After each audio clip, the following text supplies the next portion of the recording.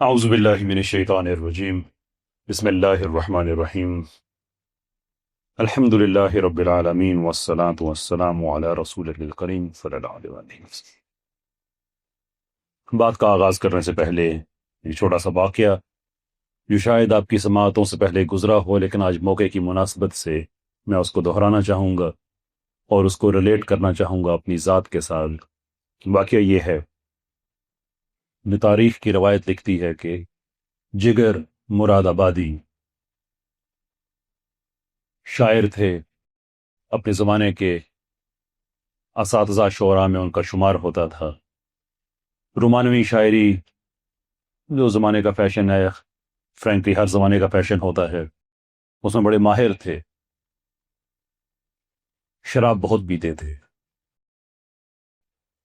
لوگ ان کو جانتے تھے کہ ان کے یہ کام ہے، یعنی کہ اپنے زمانے کے وہ بڑے لبرل مسلم تھے، بڑے سیکولر ٹائپ آدمی تھے۔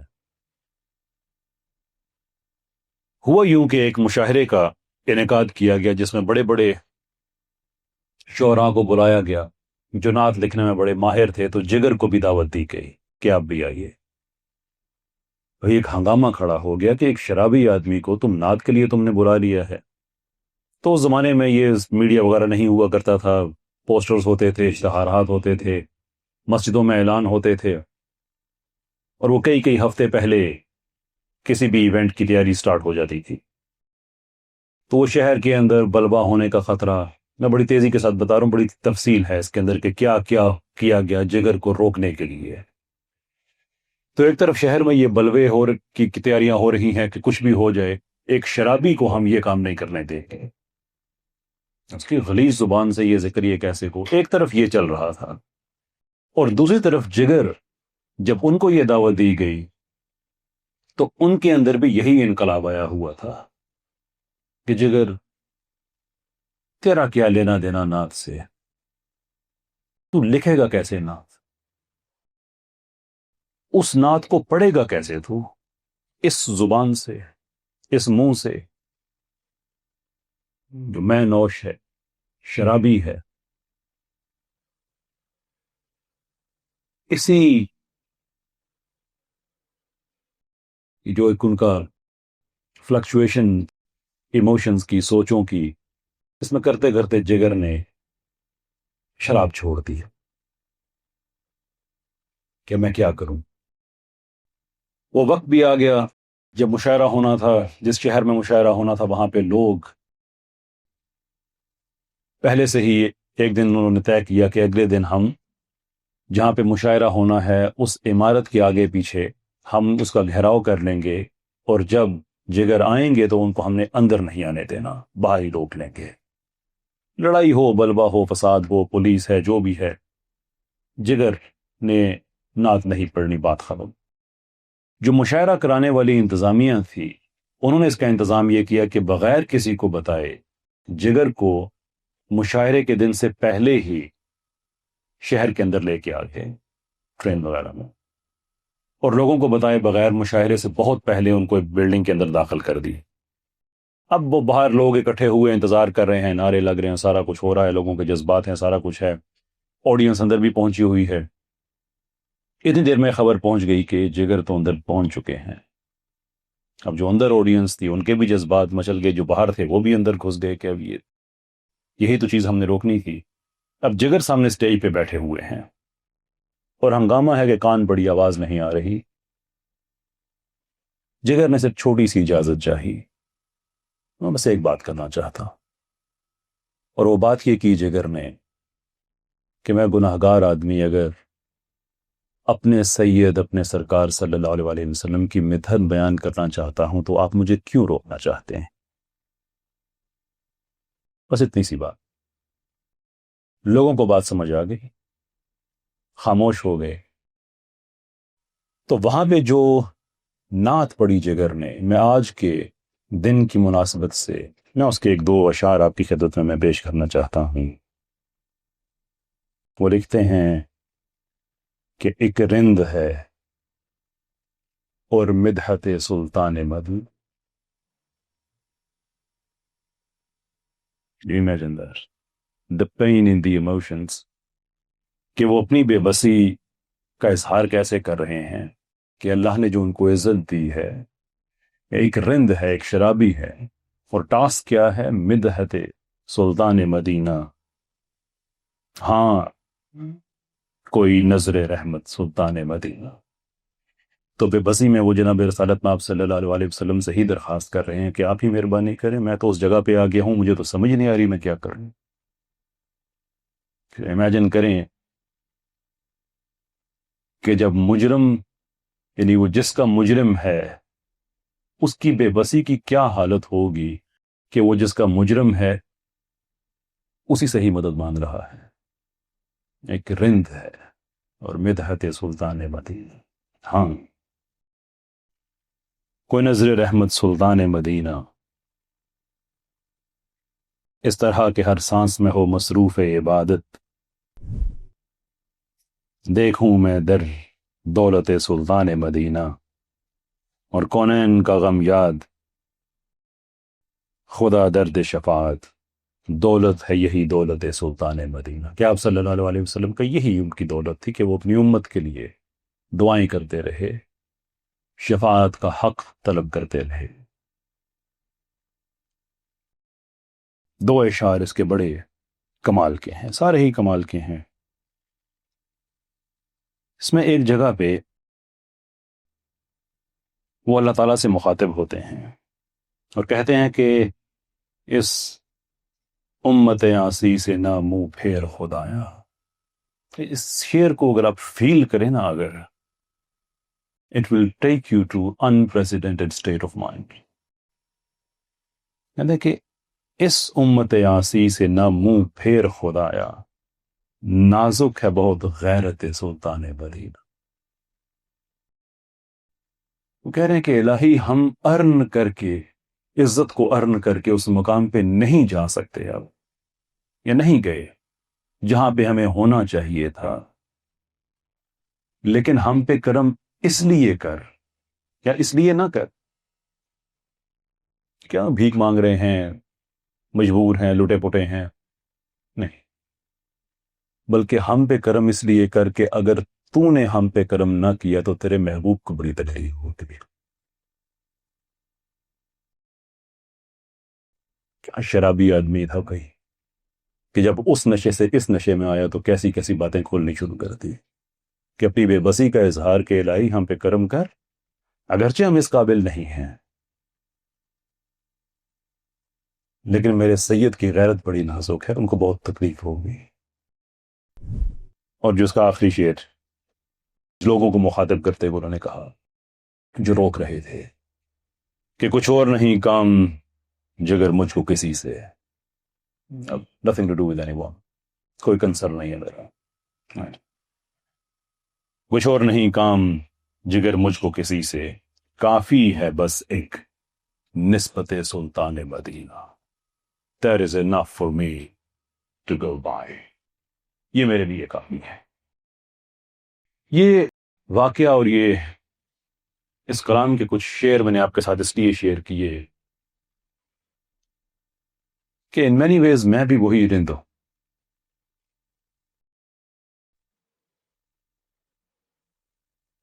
میں مدرسے میں نہیں پڑھا، میں نے دین کو فارملی نہیں پڑھا،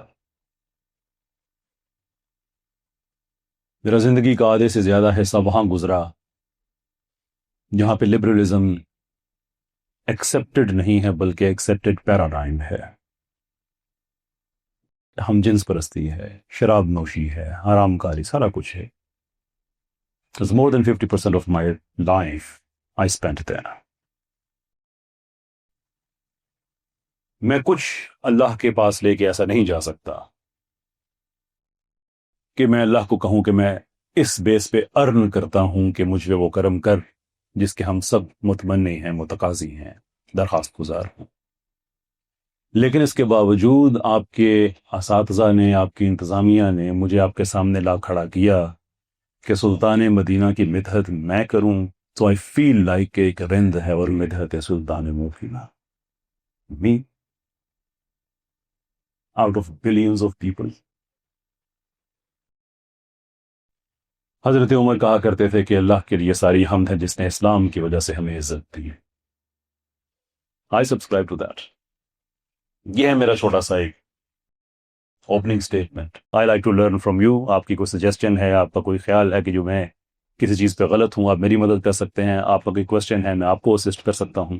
تو یہ ایک اپرچونٹی ہے، تو میں کوشش کروں گا اس کے لیے ٹائم رہے. ناؤ تحفظ ناموس رسالت، پارٹ آف وچ از ختم نبوت. یہ ہے ہمارا موضوع آج کا، اور اس کے لیے آپ نے بہت زیادہ شعلہ بیان مقرر حضرات، اساتذہ، علماء، آپ نے ان سے باتیں سنی ہوں گی، کیونکہ یہ موضوع جو ہے یہ ایموشنل ہے. And yes we are emotional about our prophet صلی اللہ علیہ وسلم. لیکن میں آج آپ کے سامنے ایموشنل نہیں، ایک ریشنل کیس رکھنا چاہتا ہوں کہ why should we preserve the honour of not just the prophet but the institute of پروفیٹہڈ.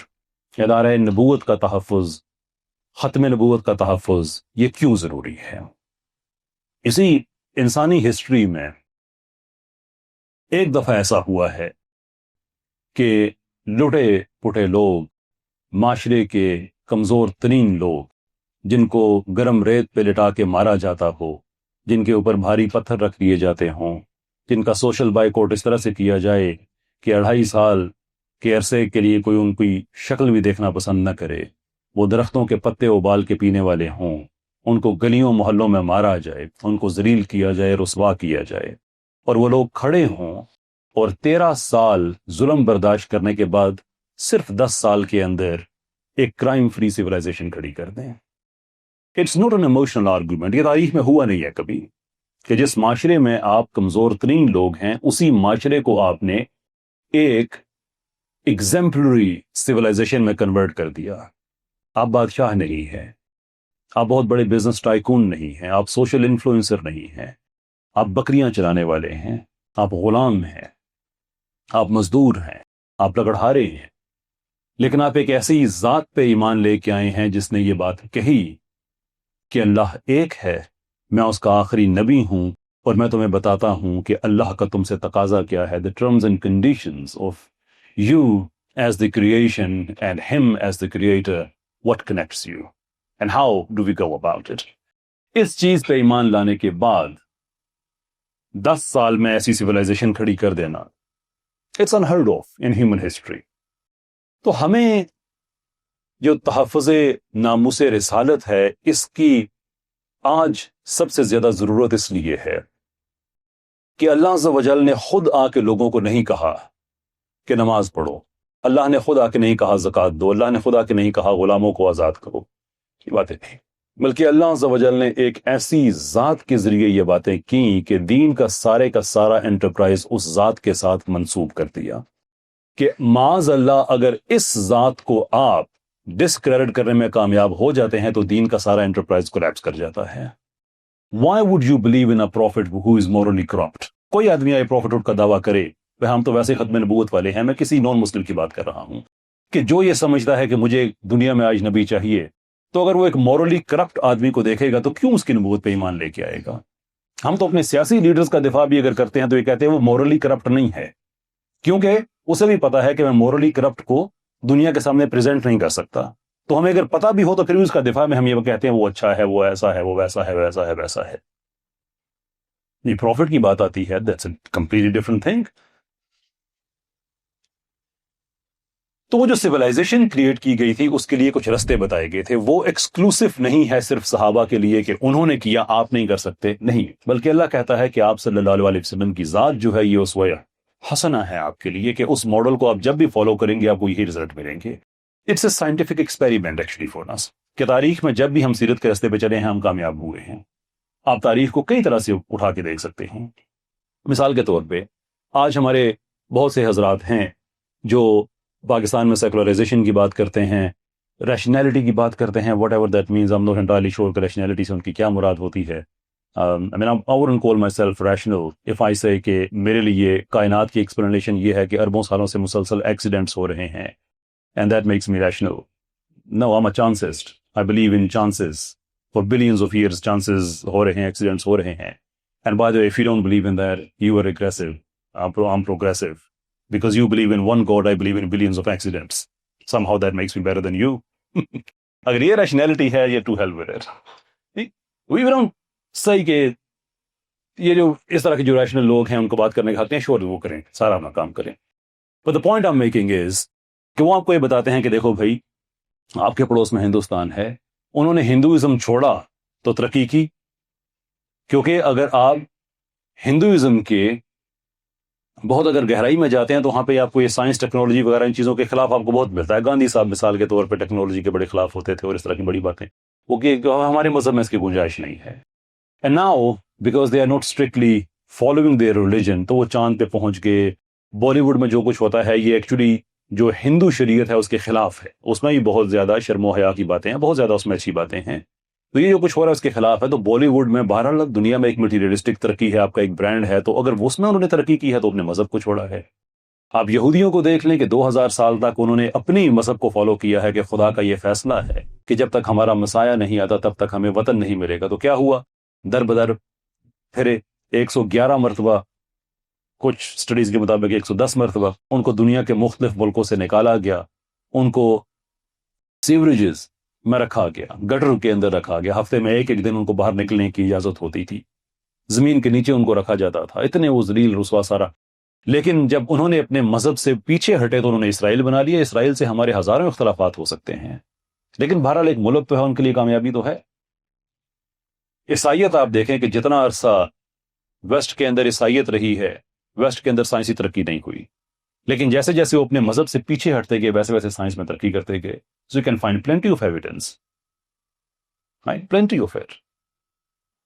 Therefore, conclusion یہ ہے کہ مسلمانوں اگر تم نے بھی ترقی کرنی ہے اپنے ریلیجن کو ریفارم کرو، جو ریگریشن ہے اس سے باہر نکلو، کہ جمود ہے فکر کا اس کو توڑو، ریشنلٹی کی طرف آؤ، عقلیت کی طرف آؤ and so forth. What they don't tell you is کہ مسلمان اور باقی جتنے سسٹمز ہم نے ڈسکس کیے ہیں ان میں کریٹیکل ڈفرنس یہ ہے کہ مسلمان جب اپنے دین کے قریب آیا ہے اس نے تب ترقی کی ہے. جتنے ہمارے یہ بڑے بڑے سائنٹسٹ جو ہم classical era post classical era کے کرتے ہیں، یہ سارے یہ مفسرین تھے، یہ محدثین تھے، یہ بایولوجسٹ تھے، یہ کیمسٹ تھے، کہ وہ خدا کے کام اور خدا کے کلام میں کوئی فرق نہیں دیکھتے تھے. وہ جمعہ پڑھانے کے بعد اپنی لیبارٹری میں چلے جاتے تھے، ان سے کوئی حدیث پوچھا جاتا تھا بتا دیتے تھے، اس کے ساتھ ساتھ وہ کیمیکلز کو مکس کر رہے ہوتے تھے. جب تک اسلام کو لوگوں نے ایک وے آف لائف کے طور پہ مسلمانوں نے ایکسپٹ کیا تب تک ہم نے دنیا میں ترقی کی. جیسے جیسے ہم اسلام سے دور ہوتے ہیں ہماری تنزلی سٹارٹ ہو جاتی ہے. تو جو رول ماڈل 10 سال کی میں بات کر رہا ہوں وہ اس لیے ہے کہ آج بھی اگر مسلمان اگر اس عہد کی کو ریوائیو کرنے کی کوشش کریں، دین کو پریکٹیکلی اپلائی کرنے کی کوشش کریں، صرف تھیوری کی حد تک نہیں، پریکٹس کی حد تک، تو وہ سوسائٹی ہم دوبارہ کریٹ کر سکتے ہیں. وہ رول ماڈل ہے نا. ایک رول ماڈل تو وہی ہوتا ہے جس کو آپ بار بار اپلائی کریں. اس ماڈل کو جب بھی اپلائی کریں گے آپ کو رزلٹ وہ ملے گا. وہ mathematical model who, scientific model who, it doesn't really metre. It should give you the same results and it does. ہمارے پاس ایگزامپلز ہیں.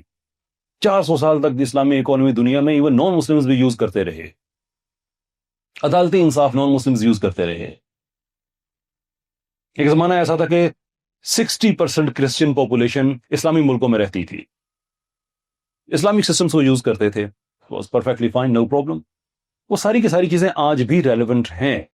تو جو تحفظ ناموس رسالت ہے وہ اس لیے ہے کہ یہ جتنے سسٹمز کی ہم نے بات کی ہے کہ جس کو آج بھی ہم ریوائیو کر سکتے ہیں، اس ماڈل کو فالو کر سکتے ہیں، it is linked with that one prophet صلی اللہ علیہ وسلم. اگر ہم نے ان کی ناموس کا تحفظ نہیں کیا تو اس کا مطلب یہ ہے کہ دین کا سارا انٹرپرائز گر جاتا ہے. اور یہ کوئی میں آپ کو جذباتی بات نہیں کہہ رہا یا میں آپ کو ہائپوتھیٹیکل بات نہیں کہہ رہا. جو اورینٹلزم کی اسکالرشپ ہے وہ ڈیولپ ہی اسی آئیڈیا پہ ہوئی تھی. جتنے بھی اعتراضات اسلام پہ ہیں اگر آپ ان کو غور سے دیکھیں تو اصل میں جناب رسالت مآب صلی اللہ علیہ وسلم کی ذات اقدس پہ ہیں. وہ اورینٹلسٹ اسکالرشپ ڈیفنکٹ ہوئی، ڈیبنک ہوئی، ختم ہوئی. 9/11 آیا، اس کے بعد ایگریسو ایتھیزم کی ایک نئی ویو آئی. انہوں نے اس اسکالرشپ کو ریوائیو کیا. مسلمان یہ کرتے ہیں، وہ کرتے ہیں، ایسا کرتے ہیں. All that is linked with Holy Prophet sallallahu alaihi wasallam. So the reason we need to make this rational case کہ اللہ عز و جل نے اپنے نبی صلی اللہ علیہ وسلم کو بار بار دنیا کے سامنے پریزنٹ کیا ہے کہ یہ وہ ہستی ہے جو میرے کلام کی، میرے میسج کی مینیفیسٹیشن ہے، تو اللہ نے پریزرو کیا اس آنر کو، اس تحفظ کو۔ اس کی چھوٹی چھوٹی ایگزامپلز آپ کو، ایکچولی بہت بڑی بڑی ایگزامپلز ہیں، لیکن امنگ ادر ایگزامپلز میں چھوٹی کہہ رہا ہوں کہ اللہ تعالیٰ نے بہت سی دی ہیں۔ مثال کے طور پہ سورہ روم میں ایک پریڈکشن سٹارٹ ہوتی ہے۔ اب جو قرآنک پریڈکشنز ہیں وہ دو طرح کی ہیں، ایک پروفٹ کے لائف ٹائم کی ہیں، اس زمانے کے لوگوں کے لیے ہیں، اور ایک رہتی دنیا تک ہیں۔ روم کے لوگ ہار گئے، مسلمانوں کا ایک ایفیلیشن تھی کہ بہرحال وہ ایک خدا کو ماننے والے ہیں، ہم ایک خدا کو ماننے والے ہیں، سارے کرسچنز جو ہیں وہ تثلیث والے نہیں ہیں، ٹرینٹی والے نہیں ہیں، تو بہرحال ہمارا ایک کم سے کم یہ کہ دین ابراہیم جو ہے، ابراہیمک فیتھ میں چلو ہماری بریدرن بنتے ہیں، کہ مسلمانوں کو اس چیز کی تکلیف ہوئی کہ وہ اہل فارس سے جنگ ہار گئے، تو اللہ عز و جل نے یہ بتایا کہ دیکھو یہ جنگ جیتیں گے، یہ تھوڑے عرصے میں جیتیں گے، اور جس دن یہ جیتیں گے اس دن مسلمان بھی خوش ہوں گے۔ یہ نہیں کہا کہ جس دن یہ جنگ جیتیں گے اس کی وجہ سے مسلمان خوش ہو جائیں گے، دو ڈیفرنٹ ایونٹس کا بتایا، وہ جیتیں گے اور اس دن تم بھی خوش ہو گے، ٹو ڈیفرنٹ تھنگس۔ اور اس کے بعد اللہ کے رسول صلی اللہ علیہ وسلم نے وہ آیت کی تشریح کرتے ہوئے وہ ٹائم پیریڈ بھی اسپیسیفائی کیا کہ رومن اس وقت میں یہ جنگ جیتیں گے، اس ٹائم کے اندر۔ اب اللہ عز و جل کیا کر رہے ہیں کہ آنر آف پروفٹ سٹیک پہ لگا ہوا ہے، کہ اگر رومن اس ٹائم پیریڈ کے اندر جنگ نہیں جیتے، پروفٹ کی بات غلط ثابت ہو جاتی ہے۔ اور دیکھیں کہ اللہ رسالت کی ناموس کی حفاظت کیسے کر رہا ہے، کہ یہ میرا چیلنج ہے، یہ ہونے والا ہے۔ اور اس کے بعد اسی ٹائم کے اندر رومنز نہ صرف واپس جنگ جیتے، ان کو غلبہ حاصل ہوا، بلکہ اسی دن مسلمانوں کو غزوہ بدر میں بھی فتح ہوئی، کہ اللہ کہہ رہا ہے کہ جس دن ان کو کامیابی ہوگی اس دن تم بھی خوش ہوگے، یعنی کہ اس وجہ سے تم خوش ہوگے۔ تو سیکنڈ ایونٹ اللہ عز و جل نے ساتھ لطھی کر دیا کہ میرے پروفٹ کا یہ آنر ہے جو اس وقت سٹیک پہ ہے، کہ میں نے کہہ دیا ہے کہ یہ ہوگا، اینڈ اٹ ہیپنڈ۔ دوسری ایگزامپل، یہ میں نے خود کبھی نہیں سوچا تھا، ایک کرسچن پریسٹ سے میں نے بات سنی جو بعد میں مسلمان ہوئے، اس واقعے کی وجہ سے انہوں نے شیئر کیا، سوشل میڈیا پہ آپ کو ان کا کلپ مل جائے گا۔ وہ کہتے ہیں کہ میں نے جب قرآن پڑھا، آئی فیلٹ کہ بہت ہی انٹیلیجنٹ کتاب لکھی ہوئی ہے یہ جو مسلمان جن کو اپنا رسول کہتے ہیں، ہی راؤٹ دس بک ویری انٹیلیجنٹلی، کیونکہ میرا یہی خیال تھا کہ یہ انسان کی لکھی ہوئی کتاب ہے، تو ظاہر سی بات ہے انسان کی لکھی ہوئی کتاب ہے تو انہیں کی ہوگی جو ریلیجن کے پروفٹ ہیں۔ یہ کہتے ہیں کہ میں جب ابو لہب کے واقعے پہ پہنچا قرآن میں، something very strange started to happen، کہ میری جو فیلنگز تھی، میرا جو ریشنائل ہے اس حوالے سے، کہ اللہ یہ کہہ رہا ہے کہ اس آدمی کو، ابو لہب کو، رائٹ آف کر دیا گیا ہے، رائٹ آف، لائن کھینچ دی گئی ہے، اس نے کبھی مسلمان نہیں بنا۔ کون کہہ رہا ہے؟ اللہ کو لوگوں نے خود دیکھا یہ کہتے ہوئے؟ نہیں، وہی آئی، کس نے کہا؟ پروفٹ نے کہا۔ پروفٹ نے کہا کہ اللہ نے یہ کہا یہ کبھی مسلمان نہیں ہوگا، کہ لوگوں کے سامنے جو مینیفیسٹیشن ہے وہ پروفٹ کی صورت میں ہے، اور پروفٹ یہ کہہ رہے ہیں، اور پروفٹ کا آنر دوبارہ سٹیک پہ لگا ہوا ہے کہ ابو لہب مسلمان نہیں ہوگا۔ انہوں نے، جو کرسچن پریسٹ ہیں، کہتے ہیں میں نے کیلکولیٹ کر کے دیکھا، ابو لہب کی موت ان آیات کے تقریباً 10 سال کے بعد ہوئی۔ اس نے صرف ایک کام کرنا تھا اسلام کو ختم کرنے کا، کہ وہ جھوٹ موٹ کا ہی مسلمان ہو جاتا نا، لوگوں کے سامنے بات آ جاتی کہ پروفٹ کی بات غلط ثابت ہو گئی ہے، پروفٹ نے کہا تھا یہ کبھی مسلمان نہیں ہوگا، یہ دیکھ کے باقی سارے لوگ اسلام چھوڑ کے چلے جاتے، اینڈ میں یہ بھی نکل جاتا۔ اس کو اسلام ختم کرنے کا صرف لٹرلی 5 منٹ چاہیے تھے اس کو، لیکن اللہ نے اپنے پروفٹ کا آنر سٹیک پہ لگایا ہوا تھا کہ یہ فیصلہ کیا جا چکا ہے، ہی وانٹ۔ 10 سال وہ زندہ رہا، نہیں مسلمان ہو سکا۔ اتنی بڑی اپرچونٹی تھی اس کے پاس، کوئی عام آدمی بھی نہیں تھا، بڑا انٹیلیجنٹ آدمی تھا، بڑا دانشور آدمی تھا، بڑا فلاسفر آدمی تھا۔ اتنی بڑی اپرچونٹی تھی کہ 5 منٹ کے اندر پروفٹ کی بات کو ڈسکریڈٹ کر کے اسلام کو ختم کر سکتا تھا، لیکن اللہ نے کہا کہ اس دین کی عزت پروفٹ کی عزت کے ساتھ منسوب ہے، یہ فیصلہ دے دیا گیا ہے۔ And let me tell you کہ پروفٹ کی ناموس کو کیسے پریزرو کرتے ہیں، میں نے تمہیں یہ بات لکھ کے دے دی ہے کہ یہ مسلمان نہیں ہوگا. 10 سال زندہ رہا, مسلمان نہیں ہوا. اس بات کو کرسچن کہتے ہیں کہ میں اس نتیجے سے پہنچا کہ یہ اس انسان کا کام نہیں ہو سکتا. کوئی انسان اپنے بارے میں اتنی بڑی پریڈکشن نہیں دیتا. And that is when I became Muslim, کہ یہ اس خالق کا کلام ہے جس نے ایسی پریڈکشن کی کہ یہ بالکل ٹھیک نکلی. among other number of things, اس کے بعد بہت سی اور چیزیں. That is why we need to preserve the honor of Prophet صلی اللہ علیہ وسلم, کہ دین کا انٹرپرائز ان کے ساتھ جڑا ہوا ہے. اورینٹلسٹ نے یہ بات فگر آؤٹ کر لی. آج ایتھیسٹ نے یہ بات فگر آؤٹ کر لی کہ جتنے الزام لگانے ہیں ہمیں آپ صلی اللہ علیہ وسلم کی ذات پہ لگانے ہیں. Now, یہاں تک تو بات ٹھیک ہے کہ ہمیں آپ صلی اللہ علیہ وسلم کی ذات, ختم نبوت, ناموس رسالت, ان چیزوں کا تحفظ کرنا ہے, بٹ کرنا کیسے ہے؟ That is the most important question. کرنا ہے یہ سب کو پتا ہے. کتنے لوگ ہیں جو کہتے ہیں کہ ناموس رسالت پہ اگر ہمیں اپنی جان بھی دینی پڑے نا تو دیں گے. سب کے ہاتھ کھڑے ہو گئے ہیں. You see, that is the easiest thing. کیونکہ جان دینے میں 1 منٹ لگتا ہے. اب پاکستان بھر سے پوچھے کتنے لوگ ہیں جو یہ بات کہہ سکیں اور دکھا سکیں کہ ناموس رسالت کے دفاع میں ہم جان نہیں زندگی پیش کر رہے ہیں. ایوری ڈے اٹھنا بیٹھنا, بات کرنا, تبلیغ کرنے کا طریقہ, اپنی وائفز کے ساتھ ریلیشن شپ, آپ خاتون ہیں تو اپنے ہسبینڈ کے ساتھ یا فادر کے ساتھ. کہ سیرت کے ماڈل کو فالو کرنا ہے تو کتاب کے اندر تو نہیں کرنا نا. سیرت کے ماڈل کو فالو کرنا ہے تو کیسے کرنا ہے؟ میں آپ کو کل کی بات بتاؤں. ہمارے جو ڈرائیور ہیں ان پہ 2 کیفیات ہیں جو مجھے آگے پیچھے لے کے جاتے ہیں. وہ مزاحیہ ہوتے ہیں یا بہت زیادہ مزاحیہ ہوتے ہیں. اور میں خود ان کو کہتا ہوں کہ ہمیں ایک دفعہ ایک یونیورسٹی سے نکال دیا ان کی ایزی حرکت کی وجہ سے. فوجیوں کی یونیورسٹی تھی, میں آپ کو صرف ان کی پرسنالٹی سمجھا رہا ہوں وہ کیسی ہے. فوجیوں کی یونیورسٹی تھی, سیکیورٹی والے نے دروازے پر روکا, کدھر آئے ہو؟ اسے کہتے ہیں گھومنے. میں کہا بات اس نے کہا نہیں باہر. دوبارہ سے گھوم کے آئے. میں نے کہا مجھے ایک آدمی تھا آپ کی طرح کا تھا, میں ان صاحب سے میں بات کر رہا. وہ پرانے زمانے میں ہوتا تھا کہ لوگ لمبے لمبے سفروں پہ جاتے تھے تو ساتھ خشک آٹا ساتھ لے کے جاتے تھے کہ کہیں کسی گاؤں میں بھوک وغیرہ لگی تو کسی بھی گھر جا کے ان کو یہ پیش کریں گے کہ یہ گوند روٹی بنا دے. یہ پرانے زمانے میں بڑی عام سی بات ہوتی تھی. تو ایسے ہی وہ ایک گھر میں گئے, وہاں پہ ایک جوان لڑکی تھی. اسے کہا بیٹا میں مسافر ہوں, مجھے کھانا بنا دو. اس نے کہا ٹھیک ہے چاچا بیٹھو. تو آٹا اس نے گوندا, تنور پہ وہ روٹیاں لگا رہی تھی. تو اس نے دیکھا اندر ایک بھینس ہے, ماشاءاللہ بڑے سینگ شینگ بڑے اس کے, اور بڑی پلی ہوئی, بڑی فربا.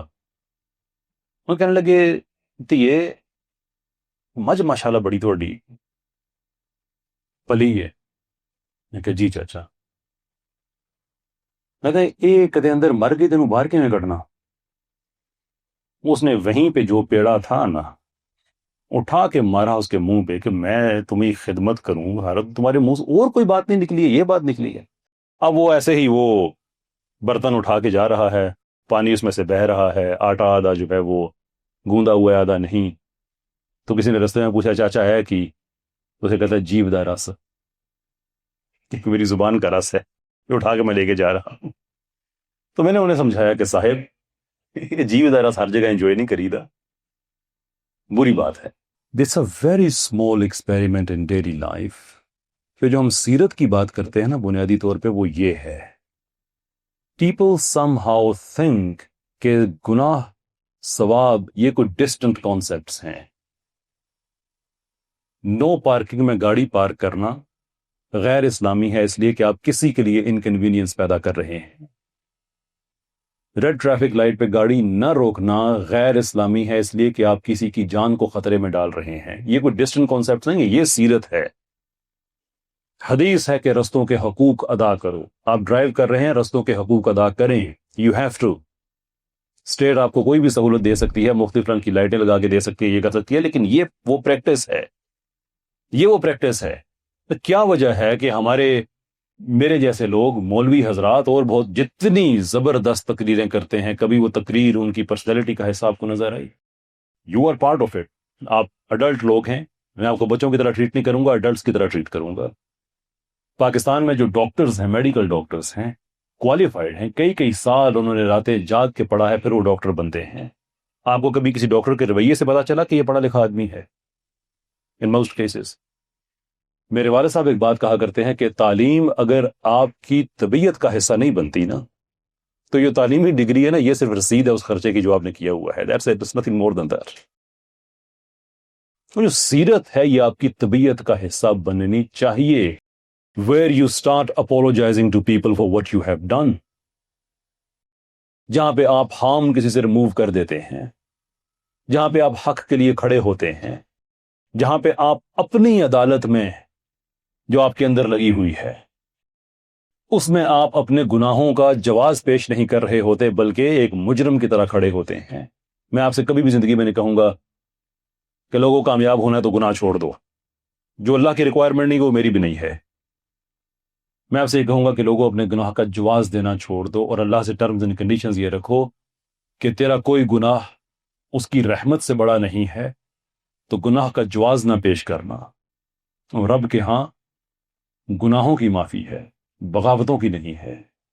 گناہ کا جواز بیسکلی بغاوت ہوتی ہے, گناہ سے بات آگے بڑھ جاتی ہے.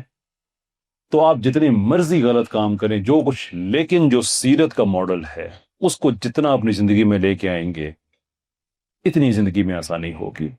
اب وہ سیرت کا ماڈل ہر چیز میں ہے. میں آپ کو ایگزامپل دوں, میں کارپوریٹ کی جہاں کا آدمی ہوں, بزنس کنسلٹنٹ ہوں. لیڈرشپ کی ڈفرینٹ تھیوریز ہیں, مختلف اداروں میں جا کے میں بھی پڑھاتا رہا, میرے کولیگز بھی سارے, process theory of leadership, there is innate leadership and so forth, by birth leadership ہوتی ہے, یہ وہ وغیرہ وغیرہ. اب جو پروسیس تھیوری آف لیڈرشپ ہے کہ آپ لیڈرشپ کو ایک پروسیس کے طور پہ دیکھتے ہیں, اور کوئی بھی آدمی جو اس پروسیس کو فالو کرتا ہے وہ لیڈر ہوتا ہے, ہر آدمی. Isn't this amazing کہ ہمیں حدیث یہ بتاتی ہے جس کا مفہوم یہ ہے کہ جو گھر کا سربراہ ہے, مرد جو ہے, اس سے اس کی رعیت کے بارے میں پوچھا جائے گا, اور جو عورت ہے اس کی بیوی ہے, وہ پورے گھر کی چیف آپریٹنگ آفیسر ہے, اس سے اس کی رعیت کے بارے میں پوچھا جائے گا. بچے کرتے کرتے آپ کا جو ملازم ہے اس سے بھی پوچھا جائے گا کہ آپ نے اگر اس کو 100 روپیہ 200 روپیہ دیا ہے کہ جاؤ سبزی لے آؤ, تو ایسا تو نہیں ہے کہ وہ کہیں سے مہنگی اور خراب سبزی لے کے آ گیا. نہیں, اس کو یہ پروسیس دیا گیا ہے کہ جس کا وہ لیڈر ہے کہ وہ آپ کا پیسہ غلط جگہ استعمال نہ کرے اور اچھی سبزی لے کے آئے. وہ بھی لیڈر ہے. ہم یہ باتیں ہارورڈ, آکسفورڈ, وہاں جا کے پڑھتے ہیں, بزنس کنسلٹنٹس اداروں میں جا کے پڑھاتے ہیں. سیرت یہ ہے کہ آپ اس پہ کارپوریٹ ماڈل پورا کھڑا کر سکتے ہیں. You all are leaders. All you have to do is just invoke that process and you'd be fine. تو جو سیرت ہے یہ اس طرح کا کانسیپٹ نہیں ہے کہ جو آپ نے کتاب میں پڑھا ہے اور اس کے بعد بات ختم ہو گئی ہے. You owe it to your prophet. آخری میری باتیں, اس کے بعد ہم کوسچن اینڈ آنسرز کی طرف چلتے ہیں. The reason you owe it to your prophet is because شارحین احادیث کے بتاتے ہیں کہ ایک حدیث کی روشنی میں کہ the prophet chose the life he led. جو زندگی انہوں نے گزاری یہ ان کی چوائس تھی. چوائس تھی میننگ وصال کے قریب اللہ کے رسول صلی اللہ علیہ وسلم اپنے آپ کو ایڈریس کرتے ہیں تھرڈ پرسن میں. مفہوم ان کی بات کا یہ ہے کہ اللہ عز و جل نے یہ آپشن دیا اپنے بندے کو کہ جو اس دنیا میں ہے وہ لے لے یا وہ لے لے جو اس کے رب کے پاس ہے. تو اس نے چوز کیا وہ لینا جو اس کے رب کے پاس ہے. حضرت ابوبکر رضی اللہ تعالیٰ عنہ اس کے بعد رو پڑے. ان کو اندازہ ہو گیا کہ اب دن کم رہ گئے.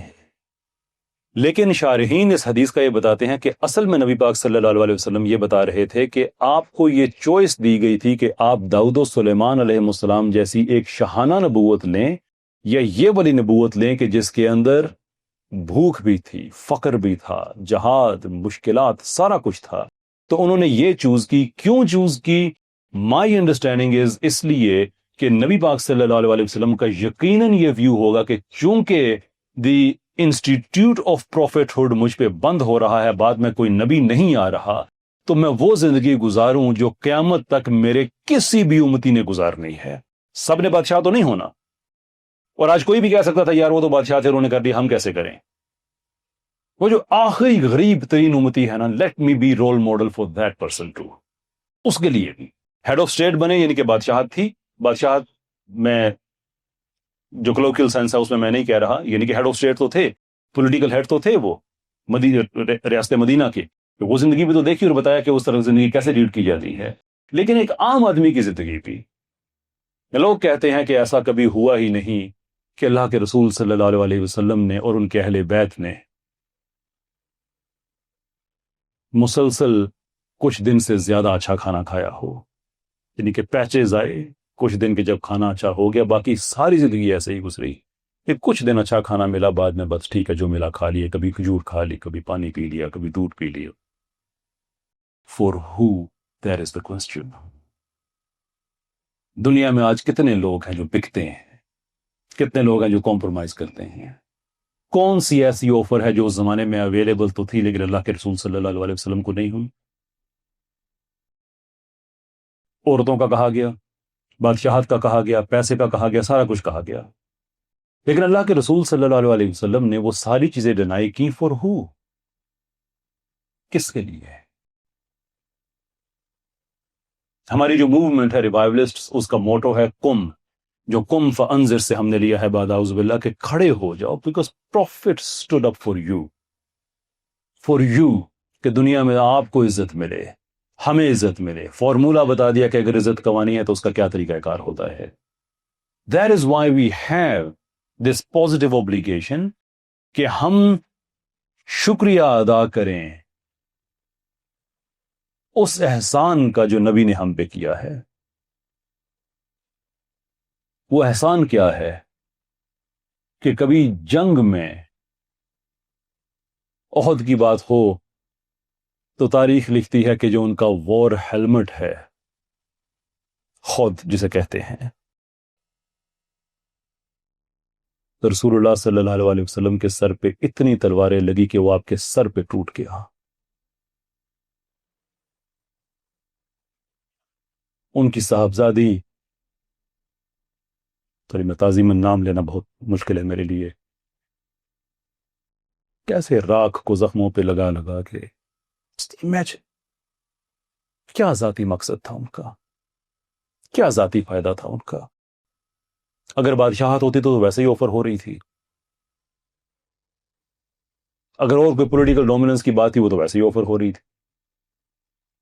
صرف ایک بات تھی کہ غلام کو آزاد کرنا ہے، سود کو ختم کرنا ہے، رہتی دنیا تک یہ ماڈل دینا ہے کہ whenever you are in trouble, this is what you do and you will bounce back.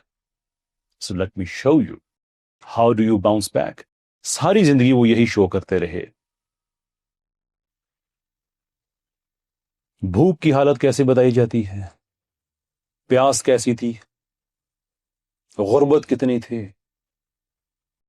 اور سادگی کتنی تھی کہ کبھی وفد ملنے آتے تو تاریخ یہ بھی لکھتی ہے کہ کبھی کبھی ان کو پوچھنا پڑتا کہ آپ میں سے رسول کون ہیں، جو لوگ بیٹھے ہوئے ہوتے تھے۔ And the reason we have to honor, we have to defend that honor is کہ جب آپ کو پروفٹ ہوڈ سمجھ آتی ہے نا، جب پروفٹ ہوڈ، تو آپ کی زندگی میں وہ کلیئرٹی، وہ کنسسٹنسی آتی ہے کہ آپ ہر طرح کی فکر سے آزاد ہو جاتے ہیں۔ ہر آدمی کے کچھ دل کے قریب شخصیات ہوتی ہیں۔ لٹرلی میری آخری بات ہے، پھر ہم چلتے ہیں کوشچن آنسر کی طرف۔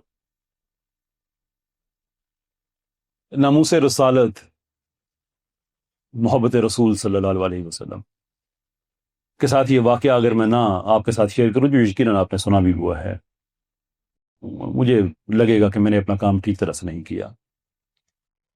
When you understand the honor of prophethood، تو آپ کا جو مینٹل پیراڈائم ہے کیسے چینج ہوتا ہے۔ اسی ہر آدمی کے دل میں ہوتی ہیں کچھ شخصیات، بڑے قریب ہوتی ہیں ان کے، وہ آپ کے انٹلیکٹ سے بھی اس کا تعلق ہوتا ہے، آپ اچھے فلاسفر ہیں، آپ کو کوئی ایسے صحابی اچھے لگ سکتے ہیں کہ جو بہت گہری طور پہ زندگی کو سمجھتے تھے، آپ میتھمیٹیشین ہیں، آپ کو کوئی ایسے شخصیت سچ میں اسلامک کانٹیکس میں بات کر رہا ہوں۔ مجھے حضرت خزیمہ رضی اللہ تعالیٰ عنہ، مجھے ان سے اتنی محبت ہے کہ لوگ کہتے ہیں نا کہ وہ شخصیت جو میرے دل کے قریب ہیں، قیامت کے دن اگر ان سے ملاقات ہوئی یا جنت میں ان سے ملاقات ہوئی تو ہم ان کو سلوٹ کریں گے، ہاتھ میں لائیں گے، ساری بات۔ میں کہتا ہوں کہ بعد میں بھلے ڈانٹ پڑے کیوں نہ ہو، میں تو جب ہی لگا کے ملوں گا ان سے کہ what you understood nobody else could، کہ جناب رسالت مآب صلی اللہ علیہ وسلم ایک گھوڑا خریدتے ہیں، شہر کے باہر بات ہو جاتی ہے، بات ہو گئی کہ اس آدمی نے کہا کہ ٹھیک ہے یہ گھوڑا آپ کا ہوا، اب بات یہ ہوئی اگلی کہ شہر کے اندر آ کے ایکسچینج آف ہینڈز ہو جائے گا۔ وہ آدمی شہر کے اندر پہلے داخل ہو جاتا ہے، لوگ گھوڑا دیکھتے ہیں بڑا خوبصورت ہے، جگہ جگہ سے تقاضے آنا شروع ہو جاتے ہیں، یہ ہمیں بیچ دو، یہ ہمیں بیچ دو، تو اس نے بھی شروع کر دیا وہیں پہ، کوئی اتنے پیسے لگا رہا ہے، کوئی اتنے پیسے لگا رہا ہے، کوئی اتنے پیسے لگا رہا ہے۔ اتنی دیر میں آپ صلی اللہ علیہ وسلم بھی شہر میں پہنچ جاتے ہیں، تو انہیں کہا کہ بھئی یہ گھوڑے سے تو ہمارا سودا ہو چکا تھا، تم کیوں بیچ رہے ہو اس کو اب؟ تو اس نے کہا آپ کے پاس کوئی گواہ ہے؟ کوئی گواہ آپ کے پاس؟ اور امیجن کریں کہ یہ بھی وہیں پہ تھا جو اللہ کے رسول صلی اللہ علیہ وسلم سے گواہی مانگ رہا ہے۔ اب وہاں پہ اور بھی صحابہ کھڑے ہیں، اور بھی مجمع لگ گیا کہ بھئی اس شخصیت کی بات ہو رہی ہے کہ جن لوگوں نے ان کو اتنا مجبور کیا کہ وہ شہر بدر ہو گئے، لیکن اپنی امانتیں پھر بھی ان کے پاس ہی رکھ رہے تھے، کہ اعتبار اتنا تھا، نبوت والی بات نہیں ماننی، باقی کوئی شک نہیں ہے ہمیں۔ وہ شخصیت یہ کہہ رہی ہے کہ گھوڑے کا سودا ہو گیا ہے، لیکن دوسری طرف بات گواہی کی ہے، تو اب یہاں پہ کیا کریں؟ وہ مجمع اکٹھا ہو رہا ہے، لوگ کافی اکٹھے ہو گئے ہیں۔ حضرت خزیمہ کا وہاں سے گزر ہوتا ہے، پوچھتے ہیں کیا ہوا؟ انہوں نے کہا یہ بات ہے، اللہ کے رسول صلی اللہ علیہ وسلم کو گواہ چاہیے کہ یہ گھوڑا انہوں نے خریدا ہے۔ کہتے ہیں جی میں گواہ ہوں۔ آپ مسکرائے، صلی اللہ علیہ وسلم، مجھے خزیمہ تم تو وہاں پہ نہیں تھے، تم نے تو یہ سارا کچھ نہیں دیکھا، تم کیسے گواہی دے سکتے ہو؟ یہ جو جواب ہے نا حضرت خزیمہ کا ہے، اس وجہ سے مجھے ان سے محبت ہے۔ کہتے ہیں یا رسول اللہ صلی اللہ علیہ وسلم، آپ نے کہا اللہ ایک ہے، تو میں نے کہا خزیمہ گواہی دیتا ہے۔ آپ نے کہا آپ رسول ہیں، میں نے کہا خزیمہ گواہی دیتا ہے۔ آپ نے کہا قیامت کا دن آئے گا، میں نے کہا خزیمہ گواہی دیتا ہے۔ آپ نے کہا فرشتے موجود ہیں، میں نے کہا خزیمہ گواہی دیتا ہے۔ جب آپ کی زبان اقدس سے نکلی ہوئی یہ بڑی بڑی باتیں جو خزیمہ نے نہیں دیکھی، لیکن خزیمہ ان پہ گواہی دیتا ہے، تو یہ گھوڑا، جب آپ نے کہا یہ گھوڑا آپ نے خرید لیا، تو خزیمہ گواہی دیتا ہے کہ یہ گھوڑا آپ نے خرید لیا ہے۔ He understood the prophethood in a way that nobody else could، کہ نبی ہوتا کیا ہے۔ نبی گھوڑے پہ غلط بیانی نہیں کرے گا، کہ نبی سچ کی خاطر شہر بدر ہو گیا ہے، زخم کھا رہا ہے، طائف میں لوگوں کا ظلم برداشت کر رہا ہے، سچ کی خاطر۔ وہ گھوڑے کی وجہ سے نہیں کرے گا۔ نبی کو گھوڑا چاہیے ہو تو وہ کسی صحابی سے کہیں یہ گھوڑا میں نے خریدنا ہے، کوئی بھی صحابی آ گیا کہتا کہ یہ گھوڑا میں خرید کے میں نے تحفہ آپ کو دے دیا، یا رسول اللہ میری طرف سے آپ کو ہو گیا۔ خزیمہ انڈرسٹوڈ دیٹ۔ یہ وہ محبت ہے جو ہم نے ریوائیو کرنی ہے آج، کہ اگر پروفٹ نے کوئی بات کہی ہے تو ان کے آنر کا دفاع کرنے کا مطلب یہ نہیں ہے کہ ہم یہ کہیں کہ ہمارے لیے وہ سب سے معزز اور محترم ہستی ہیں اور اس کے بعد ہم بات کو ختم کر دیں، بلکہ ان کے آنر کا دفاع کرنے کا مطلب یہ ہے کہ کوئی آدمی جب ان پہ سوال اٹھاتا ہے، ڈونٹ اپولوجائز۔ کسی نے غلط الزام لگایا ہے تو اس کی تصحیح کریں۔ جناب رسالت مآب صلی اللہ علیہ وسلم کے حوالے سے بہت سی چیزیں ایسی ہیں کہ جو تاریخی طور پہ متنازع ہیں، ایک طرف ایک روایت ہے، دوسری طرف دوسری روایت ہے، ٹھیک ہے، اس کی تحقیق کریں، سارا کچھ کریں، لیکن کوئی آدمی اگر آپ پہ سامنے آ کے جو ریکوائرمنٹ ہے نبوت کے ناموس کے تحفظ کی، کہ آپ کے اندر معذرت نہیں ہونی چاہیے بلکہ فخر ہونا چاہیے، کوئی آدمی اٹھ کے کہتا ہے کہ آپ کے نبی صلی اللہ علیہ وسلم نے اتنی شادیاں کیں Your answer should be کہ پھر جو اعتراض ہے مجھے وہ بتاؤ، میں تمہیں ریشنلی بتاتا ہوں. کوئی آدمی اٹھ کے کہتا ہے کہ دیکھو انہوں نے اتنی 83 سرایا و غزوات ہوئے. Your answer should not be کہ دیکھیں یار وہ زمانہ ایسا تھا نا، اس زمانے میں تو یہ ہو رہا تھا وہ ہو رہا تھا. Your by default your answer should be کی. سو اب اعتراض کرو، میں تمہیں ایک ایک اعتراض کا جواب دوں کہ اگر آپ کو نبی کے کام پہ فخر نہیں ہے تو آپ دفاع نہیں کر سکتے. اگر آپ نے ہر چیز میں معذرت خانہ طریقے سے بات کرنا ہے، ہر چیز میں آپ اپولوجائز کر رہے ہیں، وضاحتیں پیش کر رہے ہیں، you can't defend that because you don't owe it to anyone but you owe it to your prophet. ہاں کسی نے غلط الزام لگایا تو اس کو بتائیں کہ یہ غلط ہے، that's a different matter.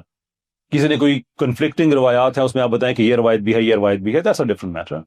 لیکن بائی ڈیفالٹ آپ کا رویہ یہ نہیں ہونا چاہیے نیٹو کو معیار بنا کے، یونائٹڈ نیشنز کو معیار بنا کے، جو کنٹمپری دنیا میں چل رہے ہیں، کیونکہ یہ کنٹمپری ہیں، یہ کل ختم ہو جائیں گے.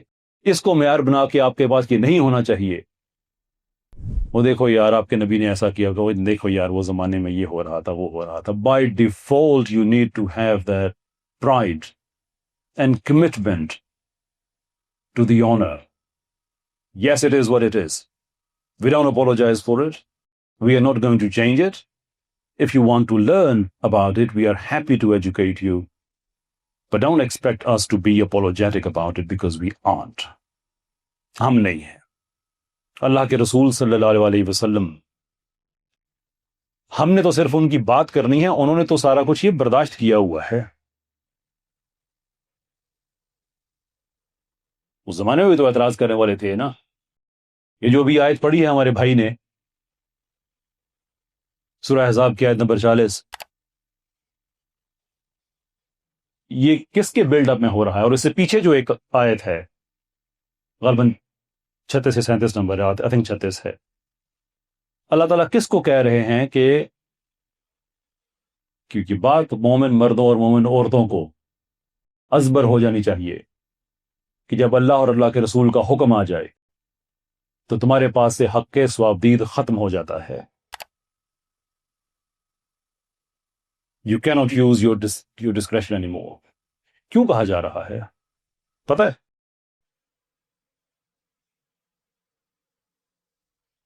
لوگ اعتراض کرتے تھے، لوگ اعتراض کرتے تھے کہ دیکھو بھائی جو ان کا منہ بولا بیٹا ہے، ان کی ایک بیوی طلاق ہوئی، انہوں نے شادی کر لی. عرب معاشرے میں بڑی عجیب بات تھی. آپ کو صرف اس بات کا دفاع کرنا ہے. نبی صلی اللہ علیہ وسلم نے فیس کیا ہے، اور کتنی بڑی بات فیس کی ہے کہ اس زمانے کا جو پیراڈائم ہے اس کے خلاف ایک کام ہو رہا ہے، اللہ کے حکم سے ہو رہا ہے. تو انہوں نے اپولوجائز نہیں کیا کہ لوگ مجھے کیا کہیں گے، بلکہ جیسی آیت آئی ویسی بتا دی کہ دس از واٹ اٹ از، تمہاری مرضی ہے. مسلمان ہو تو اعتراض نہیں کر سکتے. اور اس کے بعد جا کے یہ بات اللہ تعالیٰ نے قرآن میں بتائی کہ وہ کسی کے باپ نہیں ہے. ہاں میں ضمنی طور پہ ایک بات کہوں گا بیچ میں، سوری بات میری آخری تھی، لیکن وہ جو ترجمہ ہمارے بھائی نے کیا ہے میں سن رہا تھا اس وقت کہ محمد صلی اللہ علیہ وسلم تم میں سے کسی کے باپ نہیں ہے. یہ ضمنی طور پہ، اس کا میرے مضمون سے کوئی تعلق نہیں ہے. کائنڈلی یہ ترجمہ نہ کیا کریں کیونکہ اس میں لفظ جو ہے وہ احد کا ہے، ایک کا ہے، کہ وہ تمہارے مردوں میں سے احادم من رجالکم، کہ تمہارے مردوں میں سے کسی ایک کے باپ نہیں ہے. یہ بات میں اس لیے کہہ رہا ہوں کہ فتنوں کے دور میں فتنے ہول سیل میں آتے ہیں. اس دن کوئی آدمی اسی آیت کو بنیاد بنا کر اہل بیت اور آل رسول کا انکار کر رہا تھا کہ اللہ نے قرآن میں جو کہا ہے کہ وہ کسی کے باپ نہیں ہے، آپ کیوں کہہ رہے ہیں ایسی بات؟ احادم، کسی ایک کی بات ہو رہی ہے کہ جس کو کہہ رہے ہو نا کہ اس کے باپ ہے، وہ اس ایک کے باپ نہیں ہے. یہ ضمنی طور میں بات کر رہا ہوں کہ آپ صلی اللہ علیہ وسلم پہ یہ اعتراض، ہاں اس کا ہم جواب دیں کہ بھائی جو اولاد ہوتی ہے وہ بایولوجیکل اولاد وہ ایک اور چیز ہوتی ہے، طلاق کب ہوئی وہ ایک اور چیز ہے، نکاح کا بھی ساری کی ساری باتیں وہ ڈفرنٹ ہیں. لیکن اگر آپ یہ کہیں کہ یہ واقعہ تو تھا کہ ایک زمانے میں ان کا منہ بولا بیٹا تھا، ان کی ایک بیوی تھی، بعد میں قرآن نے کہا منہ بولا بیٹا نہیں ہے، پھر ڈیورس سے بھی شادی ہوئی، یہ ہوا؟ Your answer should be yep, بالکل ہوا، absolutely. What do you want me to do? Apologise for it? Now I want. نہیں اچھا لگتا، چل کاکا ٹکٹ کٹا نکل جائے. علمی بحث کرنی ہے تشریف رکھیں، آپ کو آرام سے سمجھاتے ہیں. کیونکہ جب تک آپ اس ڈیفینسو موڈ میں رہیں گے، جب تک آپ ایکسپلینیٹری موڈ میں رہیں گے، تب تک سائیکولوجیکل ڈومیننس اس کے ہاتھ میں رہے گی جو اعتراض کر رہا ہے. You need to have this psychological dominance, اور وہ اس وقت آئے گی جب آپ کے اندر یہ یقین ہوگا کہ میں اپنے نبی صلی اللہ علیہ وسلم کے کسی بھی کام پہ شرمندہ نہیں ہوں. کیونکہ آپ کو ان کے پروسیس پہ اعتراض ہو سکتا ہے، آپ رزلٹ دیکھیں انہوں نے کیا پروڈیوس کیا ہے. پروسیس تو آپ کی سبجیکٹو اوپینین ہے، 10 بندوں کی ڈفرنٹ ہو سکتی ہے. کیا آپ اس رزلٹ کو ڈینائی کرتے ہیں کہ کرائم فری سوسائٹی وہاں پہ بنی؟ کیا آپ اس رزلٹ کو ڈینائی کرتے ہیں کہ ایک سویلائزیشن کھڑی ہوئی؟ آپ اس رزلٹ کو ڈینائی کرتے ہیں کہ وہاں پہ سود ختم ہوا، لوگوں کو آزادی ملی، ایک ایسی سوسائٹی بنی جس کی دنیا مثالیں دیتی ہے؟ کس پروسیس کو اچیو کر کے، وہ آپ کی ذاتی اوپینین ہے. آپ کو بتا سکتے ہیں where are you wrong, but you have to look at the objective facts. You may disagree with any process or any part of it along the way. میرا کوشچن ہے کہ جو ورلڈ وار 2 کے بعد ایک گلوبل شفٹ آیا from states, from empires to states, تو جس کے بعد جو ہے وہ یہ کوئی ڈاکومنٹ نہیں تھا، ڈاکومنٹڈ رول نہیں تھا، لیکن ایک انٹرنیشنل نارم بن گیا، جس کے بعد کیلیفیٹ یا پھر اسلامک نظام یا امہ بیسڈ گورننس جو ہے وہ بالکل امپاسبل کر دی گئی. اب میرا سوال یہ ہے کہ کیا ماڈرن نیشنلزم جو ہے وہ اسلامک پولیٹیکل ویژن کے سے کنٹراڈکٹ کرتا ہے یا نہیں؟ اگر نہیں کرتا تو آج کے دور میں اس نیشنلزم کے ہوتے ہوئے کس طرح امہ بیسڈ گورننس یا اسلامک نظام آ سکتا ہے؟ دوسرا سوال یہ کہ جو اقبال کا شعر ہے ان تازہ خداؤں میں سب سے بڑا وطن ہے، کیا وہ ورلڈ وار 2 کے بعد بھی ویلڈ ہے یا؟ پہلے میں یہ عرض کرنا چاہوں گا کہ یہ جو آپ کہہ رہے ہیں کہ اسٹیٹ ہوڈ کا جو کانسیپٹ ہے، یہ سیکنڈ ورلڈ وار نہیں، اس کی بنیادیں تو بہت پہلے پڑ چکی تھیں. انفیکٹ ون کوڈ آرگیو کہ شاید ویسٹفیلین ٹریٹی کے بعد سے یہ کام سٹارٹ ہو گیا تھا. لیکن آپ کا جو کویسچن کہ کیا یہ اسلام کے ساتھ یہ اکورڈ کرتا ہے یا نہیں کرتا، لوک، ہم جب یہ کہتے ہیں کہ یہ چیز اسلام کے ساتھ اکورڈ کرتی ہے، ایفیکٹولی ہم یہ کہہ رہے ہیں کہ کیا جو نیشن سٹیٹس ہیں یہ واقعی نیشن سٹیٹس ہیں، اور ان کا جو موڈس آپرینڈی ہے یہ ایک ون امت کے حق میں ہے یا خلاف ہے. ویل فنڈامنٹلی یہ غلط انفارمیشن ہے، اور ہمارے پاکستان میں یہ بڑے سسٹمیٹکلی پھیلائی جاتی ہے کہ دیکھیں نیشن سٹیٹس کا وہ تصور دنیا میں نہیں پایا جاتا جو ہمیں بتایا جاتا ہے. دنیا آج بھی امتوں پہ ہی چل رہی ہے. یورپین یونین میں 27 ملک ہیں ایز وی اسپیک، تو وہ ایک امت ہے. اور لطف کی بات ہے کہ یورپین یونین کی جو قانون سازی ہے وہ بھی جمہوری طور پہ نہیں ہوتی. جو یورپین پارلیمنٹ ہے وہ لیجسلیٹو باڈی نہیں ہے، ایٹ بیسٹ وہ ایک ایڈوائزری باڈی ہے. جو قوانین ہیں وہ کاؤنسل اور کمیشن بناتے ہیں، جو یورپین کاؤنسل اور یورپین کمیشن ہے، اور وہاں پہ ان الیکٹڈ بیوروکریٹس ہوتے ہیں ہر ملک کے جو قوانین بناتے ہیں. وہ پوری امت ہے ایک. وہاں پہ نیشن جب ایک طرف سے، یعنی کہ یورپین یونین میں 3 طرح کے قانون ہوتے ہیں، ٹریٹی ہوتی ہے، ریگولیشن ہوتا ہے اور ڈائریکٹو ہوتا ہے. ٹریٹی اور regulation exactly as it is implement کیا جاتا ہے. ڈائریکٹو میں جو نتیجہ ہے وہ وہی اچیو کیا جاتا ہے، لیکن ملک کے پاس یہ آپشن ہوتا ہے کہ وہ اس پہ پرائمری لیجسلیشن بنائے یا سیکنڈری لیجسلیشن بنائے، جو مرضی کرے، وہ اس کا ایک اپنا طریقہ کار ہو سکتا ہے، لیکن آؤٹ کم وہی آپ نے اچیو کرنا ہے. تو وہ نیشن سٹیٹ یورپین یونین کی کوئی ایسی نہیں ہے کہ جو اپنی سوورینٹی کو استعمال کرتے ہوئے یورپین یونین کو نہ کر سکے. یونائٹڈ نیشنز گرینڈ اسکیم میں ایک بہت بڑی امت ہے جو سیکولر آئیڈیالوجیز پہ چلانے کی کوشش کی ہے، اگرچہ اس میں قوانین سارے سیکولر نہیں ہیں، لیکن بہرحال اس کا جو مجموعی طور پہ جو اس کا مقصد ہے وہ یہ ہے. دین دنیا میں بہت سی اور اب یہ برکس ہے، ایک نئی امت بنتی جا رہی ہے. تو یہ آئیڈیا ہی غلط ہے کہ نیشن سٹیٹس میں ہر ملک سوورن ہوتا ہے. وہ سوورن اس حد تک ہوتا ہے کہ ایک ملک دوسرے پہ حملہ نہیں کر سکتا، لیکن یہ بھی 2 ملکوں نے طے نہیں کیا ہوا، یہ بھی ایک امت نے طے کیا ہوا ہے، بھلے وہ یورپین یونین کی امت ہو یا یونائٹڈ نیشنز کی امت ہو. تو یہ قطعی طور پہ غلط بات ہے کہ نیشن سٹیٹس انڈیپینڈنٹ ہوتی ہیں، اپنے فیصلے خود کرتی ہیں. یہ اگر یہی بات ہے بھائی، تو پاکستان ایک سوورن سٹیٹ ہے. کیوں شیری رحمان صاحبہ ہمیں بتاتی ہیں کہ ہم نے جی ایس پی پلس کی ممبرشپ ہم نے 5 سال کی ایکسٹینڈ کی ہے، دیر فور پاکستان میں ہم اسلامی سزائیں نہیں دے سکتے؟ یا آپ نیشن سٹیٹ ہیں، اسلامی سزائیں دیں، یہاں پہ سوورن ہیں آپ. یہ سب فراڈ ہے، سب دجل ہے، سب جھوٹ ہے. دنیا امتوں پہ ہی چلتی ہے. آج بھی بڑے بڑے بلاکس بن رہے ہیں دنیا میں. ہمیں مسلم بلاک اپنا بنانا, یہی امت کا جو پروجیکٹ ہے وہ.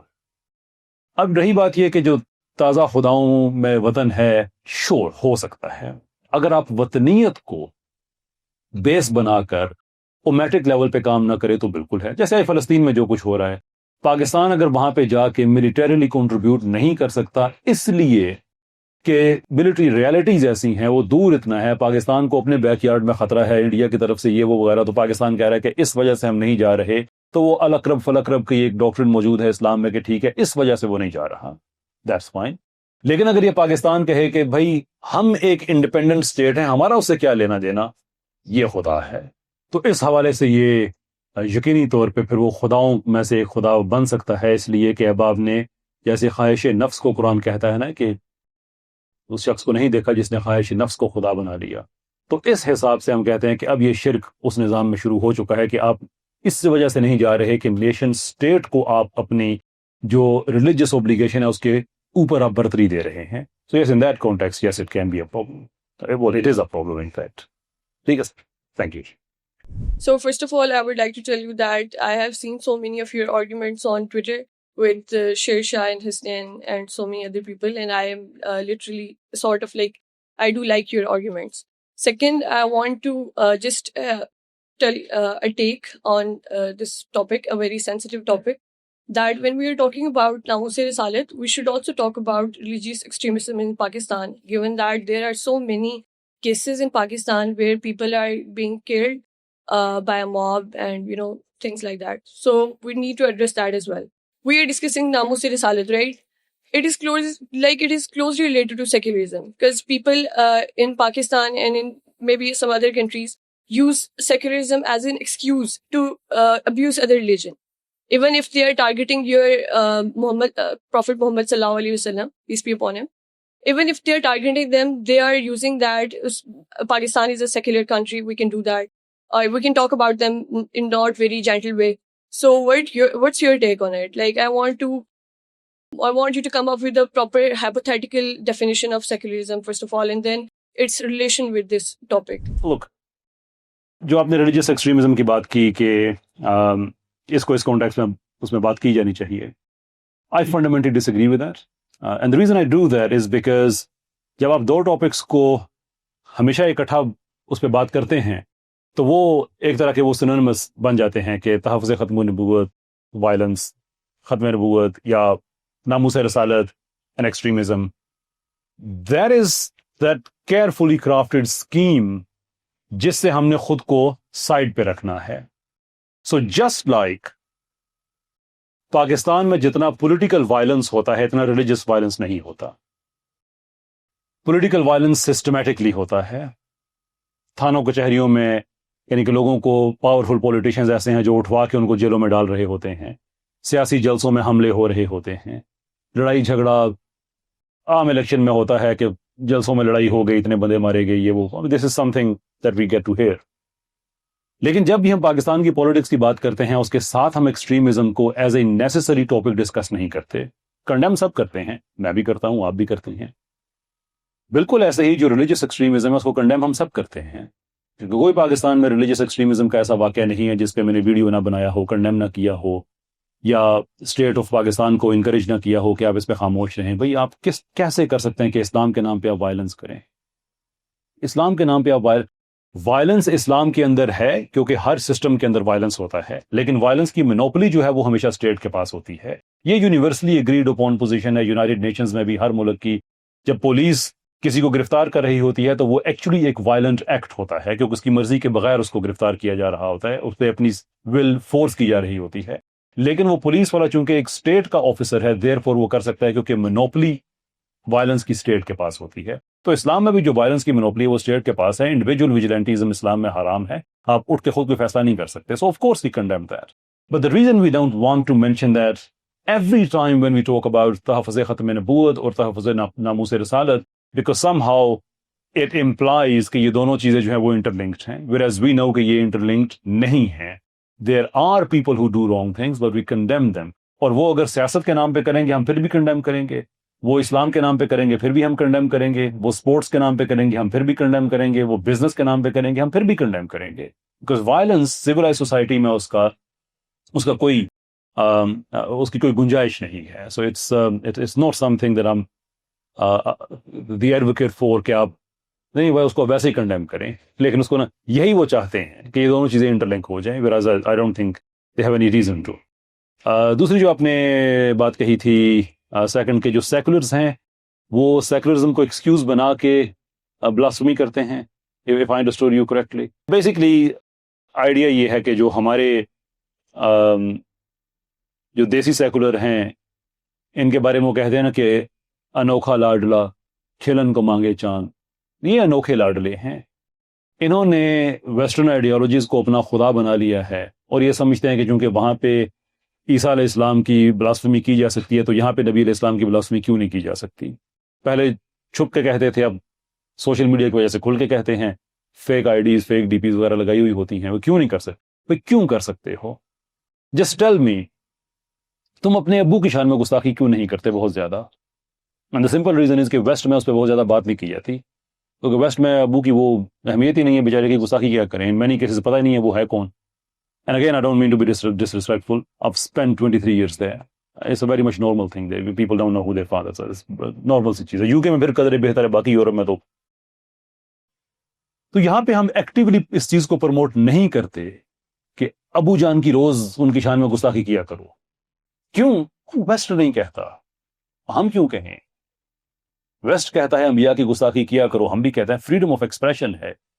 یہ کیسے فریڈم آف ایکسپریشن ہے؟ کون طے کرے گا؟ Freedom of expression absolute fundamental human right دنیا میں کہیں پہ بھی نہیں ہے. یہ کوالیفائڈ ہے یا ریسٹرکٹڈ ہے, اور اس کو کوالیفائی کیا جاتا ہے ہمیشہ جو نیشنل لیجسلیٹو فریم ورک ہے اس کے اگینسٹ, کہ آپ کیا کہہ سکتے ہیں کیا نہیں کہہ سکتے. ہولوکاسٹ بڑی اوبیس ایگزامپل ہے. پاکستان میں آپ ڈینائی کریں کوئی آپ کو نہیں پوچھے گا, یورپ میں آپ کریں گے جرمانہ, جیل, کچھ مہینے سے لے کر کچھ سال تک مختلف ملکوں میں سارا کچھ ہے کہ you have no freedom of expression what's ever. تو جو ہمارے سیکولر حضرات ہیں ان کا مسئلہ یہ ہے کہ چونکہ ان کی اپنی عقل ہے نہیں, انہوں نے امپورٹ کی ہوئی ہوتی ہے, تو جو امپورٹ عقل جب آپ کرتے ہیں تو پھر آپ اسی چیز کو ہی آپ سیل کریں گے نا آگے, اس کے زیادہ کچھ نہیں. آخری بات میں یہ کہوں گا بیٹا کہ سیکولرزم سے ہمیں مسئلہ نہیں ہے, یہ بات میں بار بار کہتا ہوں. Secularisation of an Islamic country in our context Pakistan, ہم اس کے مخالف ہیں, اور وہ اس لیے ہیں کہ تاریخی طور پہ یہ بات انڈینائبل ہے کہ کسی بھی اسلامک کنٹری کو جب آپ سیکولرائز کرتے ہیں تو وہ ہمیشہ ایسی ہی بدتمیزیوں کی بیس پہ ہوتا ہے. وہ شاہ ایران ہو, وہ مصطفیٰ کمال ہو, وہ سوویت جو کمیونسٹس ہیں جب سینٹرل ایشیا میں انہوں نے کیا, مسجدیں تباہ, قرآن پڑھنے پہ پابندی, بلاسفمی, علماء کا قتل عام, یہ وہ ساری تاریخیں میں اس کی کئی ایگزامپلس دے چکا ہوں. وہ بھلے لاز آف ریلیجس ریفیلیشنز ہوں 1929 کے, یا گریٹ پرجز ہوں, یا کشف حجاب ہو, یا ہجوم ہو, یا مصطفیٰ کمال نے جو قانون بنائے تھے اسلام کے خلاف. تو یہ پروسیس اس کا یہ ہے کہ بائی فورس آپ لوگوں کے فنڈامنٹل ہیومن رائٹس کو سپریس کر کے آپ ان کے اوپر امپوز کرتے ہیں, جس کے اندر گستاخیاں بھی ہوتی ہیں, جس کے اندر باقی ساری چیزیں بھی ہوتی ہیں. So you are absolutely right, secularism کو ایک ایکسکیوز بنا کے آپ گستاخی کریں. بھائی یہ کون, خود ہی آپ کہتے ہیں کہ سیکولرزم میں سارے مذاہب کا برابری سے احترام کیا جاتا ہے, وچ از فنڈامنٹلی رانگ, نہیں کیا جاتا. لیکن ایک منٹ کے لیے اس بات کو مان بھی لیں تو آپ مجھے بتائیے کہ گستاخی میں کیسے احترام ہے؟ Why can we don't ask anyone not to criticize Islam? We go even beyond that point. We کہتے ہیں کہ آپ نبی صلی اللہ علیہ وسلم پہ بھی اعتراض کرتے ہیں تو ہم آپ کو روکیں گے نہیں, اس لیے کہ اسلام نے ہمیں منع نہیں کیا. اسلام یہ کہتا ہے کہ اعتراض کا جواب دو, اسلام پہ اعتراض کرو. شور, اسلام پہ اعتراض کرنے والے ہی کفار مکہ سے صحابہ بنے تھے. اعتراض کریں گے تو آپ سیکھیں گے. We welcome the any kind of objection on Islam. Absolutely. But it doesn't mean that you have to employ the blasphemous route. And the only people use blasphemous route is because they don't have the actual solid arguments to make. تو پھر آپ بدتمیزی کریں گے, گالی دیں گے, اس کا ہم کہتے ہیں کہ وہ اس کو ہم کوئی رسپیکٹ نہیں دے سکتے. Thank you. Sir, I really appreciate your effort. You have spent a time on us. And the third thing is that how can such society be established around us in which we can preserve the rights and the actual respect of Prophet sallallahu alaihi wasallam. And the second thing is that the Pakistan, the country, the basic fundamental of the Pakistan was La ilaha illallah, the country made on the name of Islam. and how can such society can be implemented in our country, and the current scenario that is going on in our country, how you relate with the actual meaning. And the thing is that recently the Trump has visited Middle East, the crisis we are facing, and the extent we have achieved. How can we overcome such type of crisis, so that if we aren't the ambassador of Islam, such the things happen in the Middle East, so how can we defend it, or what are the pros and cons, and how can we deal with such type of issues? You can do it, sir. You can do it.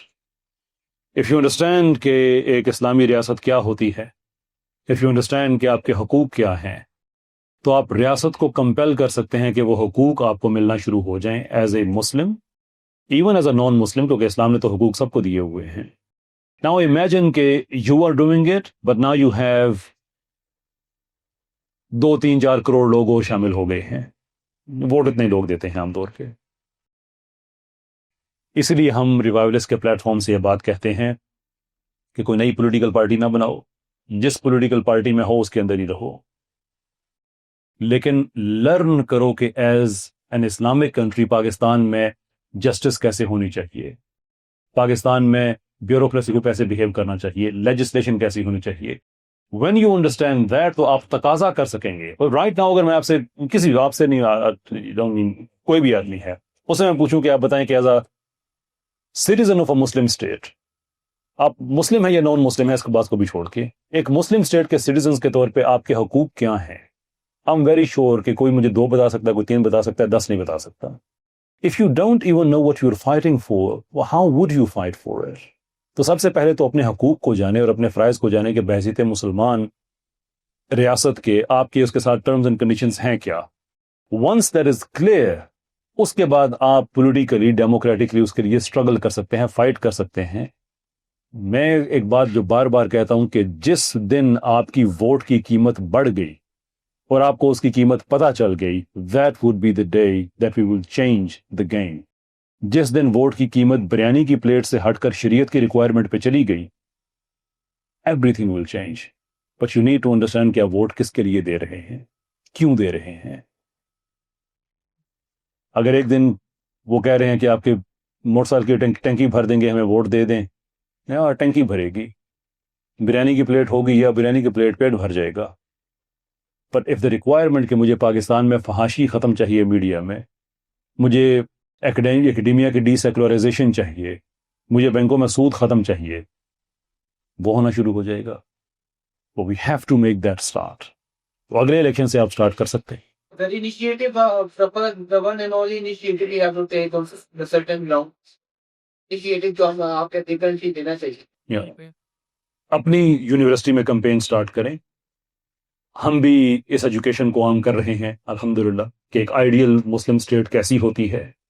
Let your colleagues نو کہ اگلے election میں ہم نے اس چیز کے لیے campaign کرنی ہے.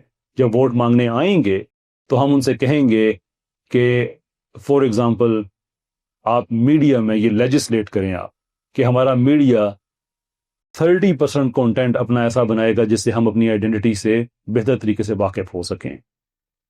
آپ غزالی پہ ڈرامہ بنائیے, آپ خالد بن ولید رضی اللہ تعالیٰ عنہ پہ بنائیے, آپ جو ہمارا پائنیئرز کا جو زمانہ گزرا ہے اس پہ بنائیے, احمد خان کھرل پہ بنائیے, کہ ہمیں پتہ چلے کہ یہ ہماری آئیڈینٹی ہے. جب یہ نہیں پتہ ہوتا,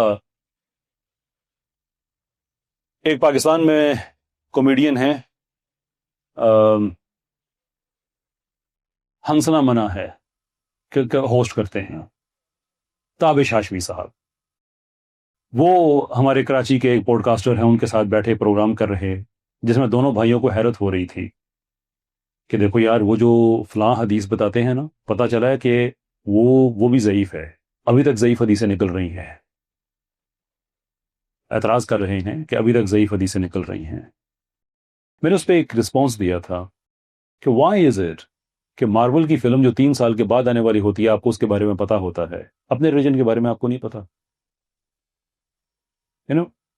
you have to understand that کہ حدیثیں ابھی تک غلط ثابت نہیں ہو رہی ہیں, اس پہ کتابیں سینکڑوں برس پہلے لکھی جا چکی ہیں. یہ موضوعات ہیں, حدیث کی گریڈیشن ہو چکی ہے.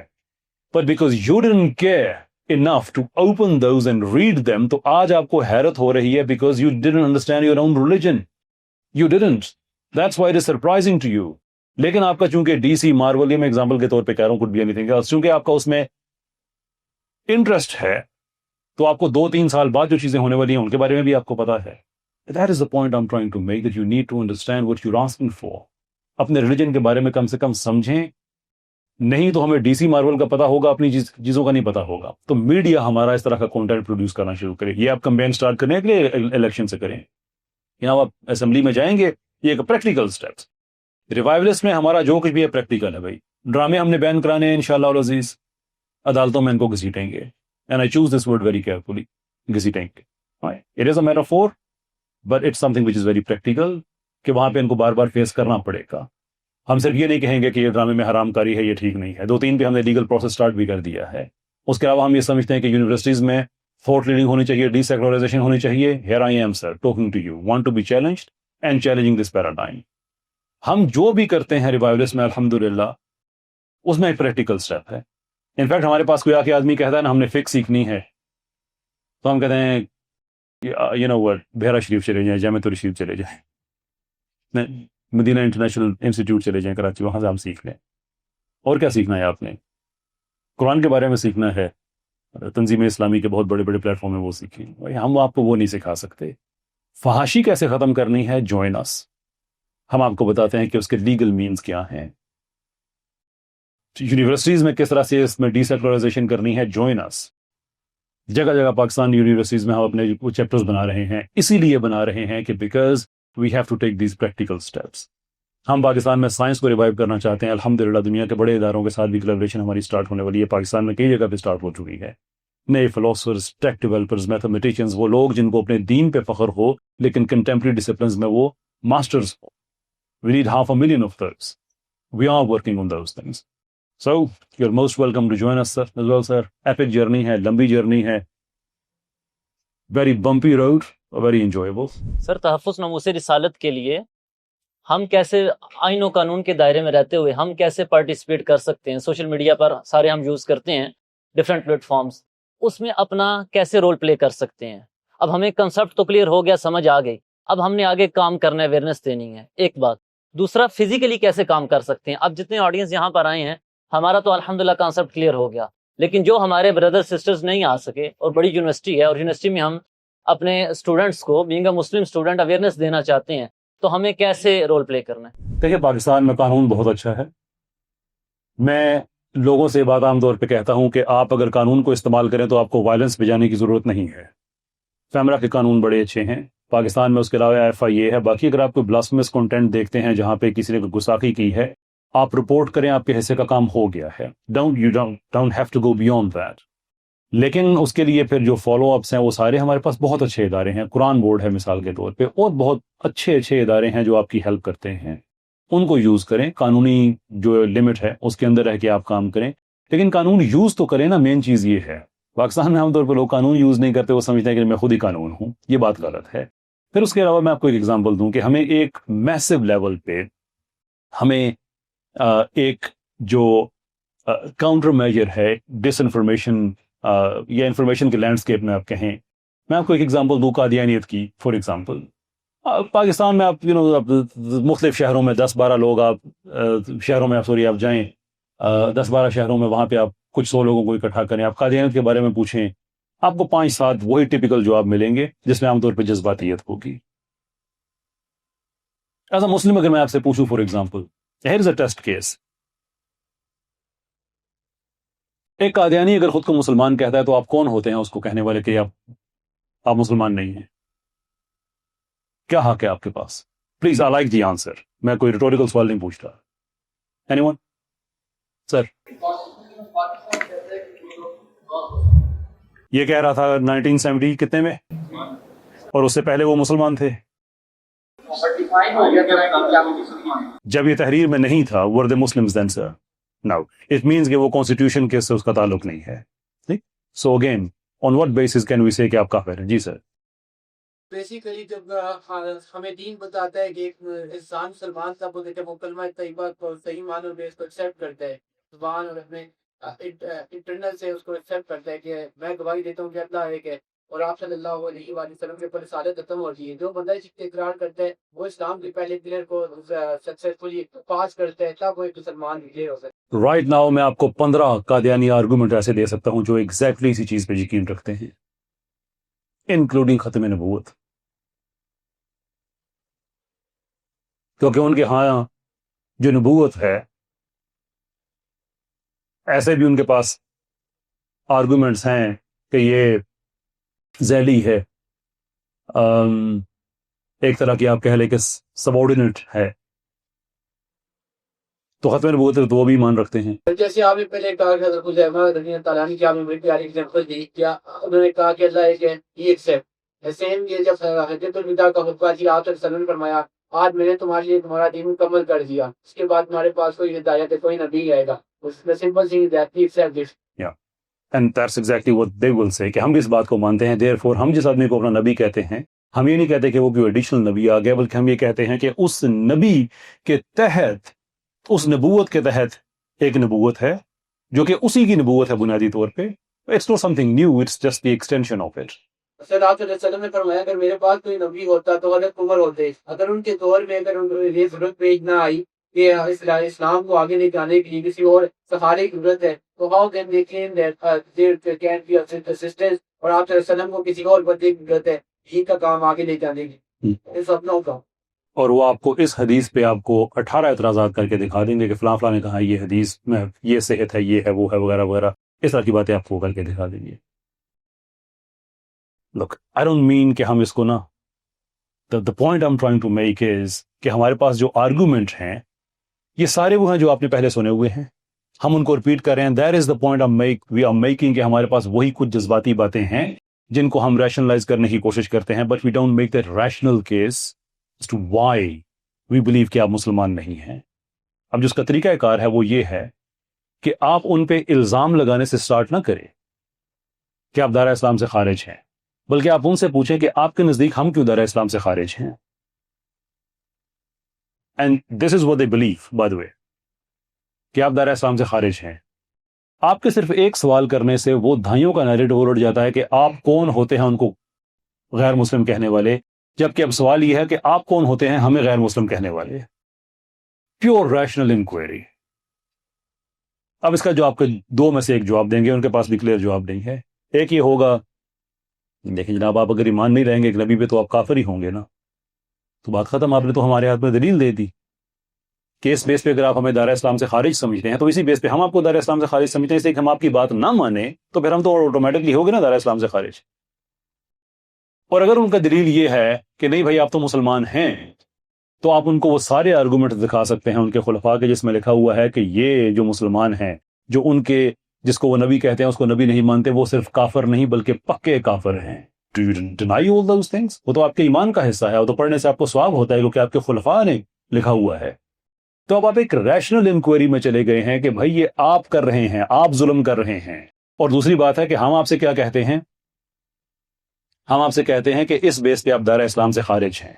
آپ کیا کہتے ہیں کہ ہم جس آدمی کو نبی کہتے ہیں اس کو نبی نہ ماننے کی وجہ سے آپ دائرہ اسلام سے خارج ہیں. And I quote کہ جو اس فتح کو نہیں مانتا وہ بیابانوں کے سور ہیں اور ان کی عورتیں فحش عورتیں ہیں. وہاں پہ فحش سے بہت گندا لفظ لکھا ہوا ہے, میں اس کو یونیورسٹی کی وجہ سے میں اس کو چینج کر رہا ہوں یہاں پہ.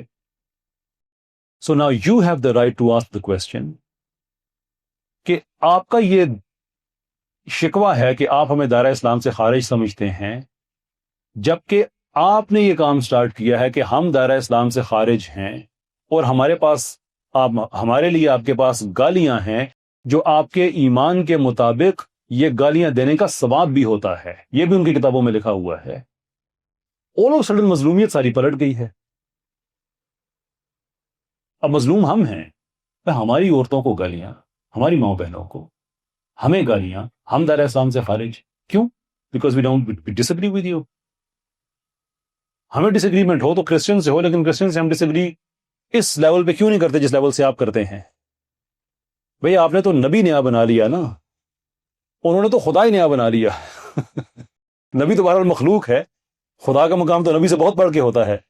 لیکن ہم کرسچن سے اس حد تک کیوں نہیں جاتے ہیں کہ انہوں نے اپنی آئیڈینٹی علیحدہ کر لی، انہوں نے کہا کہ یہ ہمارا ریلیجن، یہ آپ کا ریلیجن. ہم کہتے ہیں ٹھیک ہے، وہ تم جانو، خدا جانے، فائن کرو، کوئی مسئلہ نہیں ہے.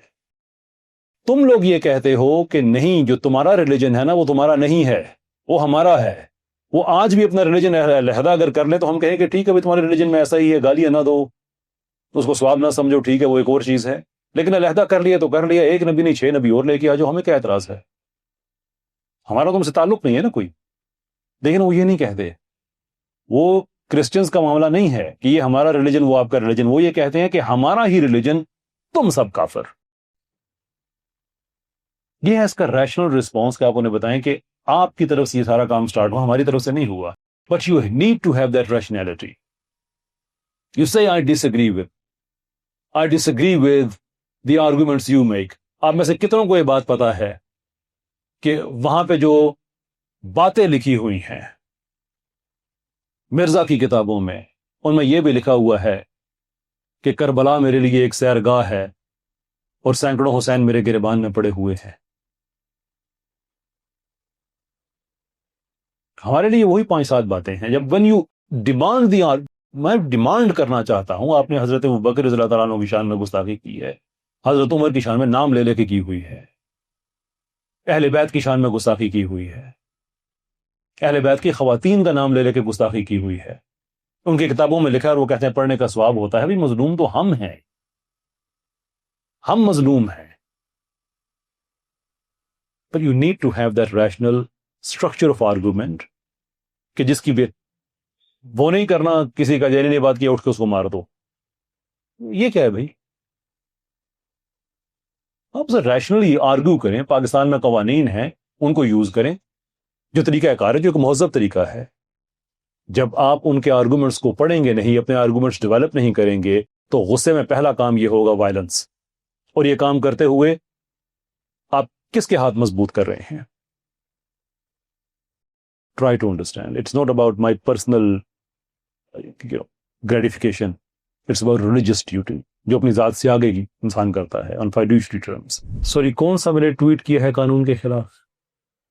کو بتا سکتے ہیں آپ مجھے؟ جو آپ نے بولا کہ 18 ایئرس کے بعد شادی کرنی ہے، لیکن 16 ایئرس میں آپ بوائے فرینڈ گرل فرینڈ بن سکتے ہیں. سیکولر لوگوں کی بھی سمجھ نہیں آتی کہ یہ کیا کہہ رہے ہیں. سر اس میں قانون پہ تنقید کہاں پہ ہے سر؟ تنقید نہیں ہے. بس یہی ہے. نہیں، اس میں ایک سیکولرز کی جو ایک منافقانہ رویہ ہے کہ ان کے نزدیک شادی 18 سال کی عمر کے بعد کرنی چاہیے، لیکن بوائے فرینڈ گرل فرینڈ آپ 16 سال کی عمر میں بن جائیں.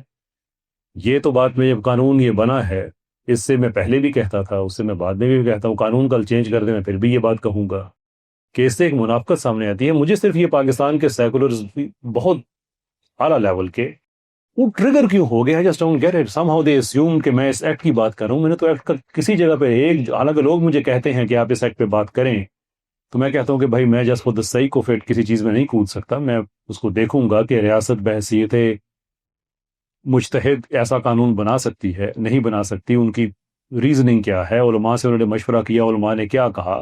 بہت سے علماء ہیں پبلک میں سے ڈس ایگری کر رہے ہیں. I want to understand their view point. تو ایسا تو نہیں ہوتا کہ آپ کوئی بھی قانون ہو آپ اس پہ چھلانگ لگا کے کہیں گے بس میں اس کے مخالف ہو گیا ہوں. If I don't understand it, I'm not going to talk about it. لیکن یہ جو ٹویٹس ہیں یہ پاکستان بھر کے سیکولرز ٹریگر ہوئے ہیں. بھائی میں نے کون سے قانون کی بات کی ہے؟ I'm just simply saying کہ you think it's wrong to get married before the age of 18, but it's perfectly fine to have a girlfriend the age of 15 or 16. You're not consistent. یہ جو میرا موقف ہے. دوسری جو آپ نے حضرت عائشہ السلام اللہ علیہا کے اپنی عمر کے حوالے سے بات کی، دیکھیے جناب رسالت مآب صلی اللہ علیہ وسلم ہمارے نبی ہیں، ہماری جانوں کے مالک ہیں. ہمارے جو دل میں ان کی عزت احترام ہے وہ اور طرح کی ہے، لیکن بہرحال وہ ایک پبلک فگر بھی تو ہیں. جو ان کو نبی نہیں بھی مانتا وہ بھی یہ تو مانتا ہے کہ دنیا کے جو مشہور ترین شخصیات گزری ہیں آپ صلی اللہ علیہ وسلم ان میں سے ایک ہیں. تو تاریخ میں جتنی بھی مشہور شخصیات گزری ہیں ان کے ساتھ کوئی نہ کوئی ایسی کانٹرڈکٹری روایات اٹیچ ہو جاتی ہیں، اس طرف بھی ہوتی ہیں اس طرف بھی ہوتی ہیں. تو کیا حضرت عائشہ کی عمر جو ہے یہ اسلام میں ایک مسلم یونیورسل ایکسیپٹنس ہے؟ کہ وہ 6 اور 9 سال تھی، یہ بات تو نہیں ہے. بہت بڑے بڑے محدثین ہیں، الدلبی ہیں مثال کے طور پہ، میں خود ان کے ریسرچ 14 آرگومنٹس انہوں نے دیے کہ ان کی ایج زیادہ تھی. میں خود اس چیز کا قائل ہوں کہ ان کی ایج زیادہ تھی. پہلے 10 انہوں نے آرگومنٹس دیے، پھر 4 انہوں نے ایڈ کیے. لیکن اس چیز کو آپ اس طرح سے دیکھیں کہ جس چیز کے بارے میں آپ سے نہیں پوچھا جائے گا، یعنی قیامت کے دن آپ سے یہ نہیں پوچھا جائے گا کہ ام المومنین کی عمر کتنی تھی. وہ ایک تاریخی شخصیت ہیں، تاریخی شخصیات کے ساتھ اس طرح کی روایات آ جایا کرتی ہیں. But there is a deeper question there کہ اگر حضرت عائشہ کی عمر واقع ہی 6 سال تھی نکاح کے وقت اور 9 سال تھی رخصتی کے وقت، اگر واقع ہی، اگرچہ میتھس اس چیز کو فلی سپورٹ نہیں کرتا اور جو محدثین اس چیز کے خلاف ہے وہ میتھمیٹیکل چیزیں بہت یوز کرتے ہیں اس حوالے سے، پر فار دی آرگومنٹ سے اگر ہم مان لیں کہ ایسا ہی تھا، دین دا کوشچن از کہ کیا اس میں کچھ غلط تھا؟ کیا ہم نبی پاک صلی اللہ علیہ وسلم کے حوالے سے ڈیفینسو ہو جائیں گے؟ نو، ہم پورے اسی فخر سے کہیں گے جی بالکل ایسا ہی تھا اور ایسا ہی ہوا ہے. We don't apologize for it and we are not ashamed of our prophet. یہ ہو گیا ہمارا جواب. اب ہے اس کی ایکسپلینیشن. آج اگر آپ نے قانون بنایا ہے مثال کے طور پہ کہ 18 سال کی عمر میں، 21 سال کی عمر میں، 22، کوئی بھی آپ ایک رینڈملی ایک ایج پوائنٹ آپ رکھ لیں، تو اس کا مطلب یہ ہے کہ اس عمر سے کم لوگ، اس عمر سے کم عمر کے جو لوگ ہیں، انہوں نے جتنی بھی شادیاں کی ہیں وہ ساری کی ساری غلط ہیں. تو اگر کسی نے 15 سال کی عمر میں شادی کی ہے تو وہ شادی غلط ہے. وائی؟ اس لیے کہ آپ ریٹرو ایکٹیولی آج کے قانون کو سینکڑوں برس پہلے کے جو ایک نارمل سوسائٹی تھی، آپ اس پہ اپلائی کر رہے ہیں. اسلام میں عمر نمبر کے طور پہ شادی کی نہیں ہے، 14 سال 15 سال نہیں. سورہ نساء میں اللہ تعالیٰ کوگنیٹو فیکلٹیز کی بات کرتے ہیں کہ وہ بچے جن کا مال تمہارے پاس ہے، جب وہ نکاح کی عمر میں پہنچ جائیں تو ان کی یہ چیزیں ان کو واپس کرو. نکاح کی عمر، نمبر نہیں کہ جب وہ 12 سال کے ہو جائیں، 18 سال کے ہو جائیں، 25 سال کے ہو جائیں. that means کہ ان میں اتنی کوگنیٹو فیکلٹیز ان کی اور ریشنالٹی اتنی ڈیولپ ہو چکی ہو کہ وہ اپنی املاک کا خود معاملہ کر سکیں، حفاظت کر سکیں، ٹیک اوور کر سکیں، اس کو ٹیک کیئر کر سکیں. تو اس کا مطلب یہ ہے کہ اب وہ نکاح کی عمر کے ہیں. یہ ہوگی ان کی مینٹل میچورٹی. دوسری ہے فزیکل میچورٹی.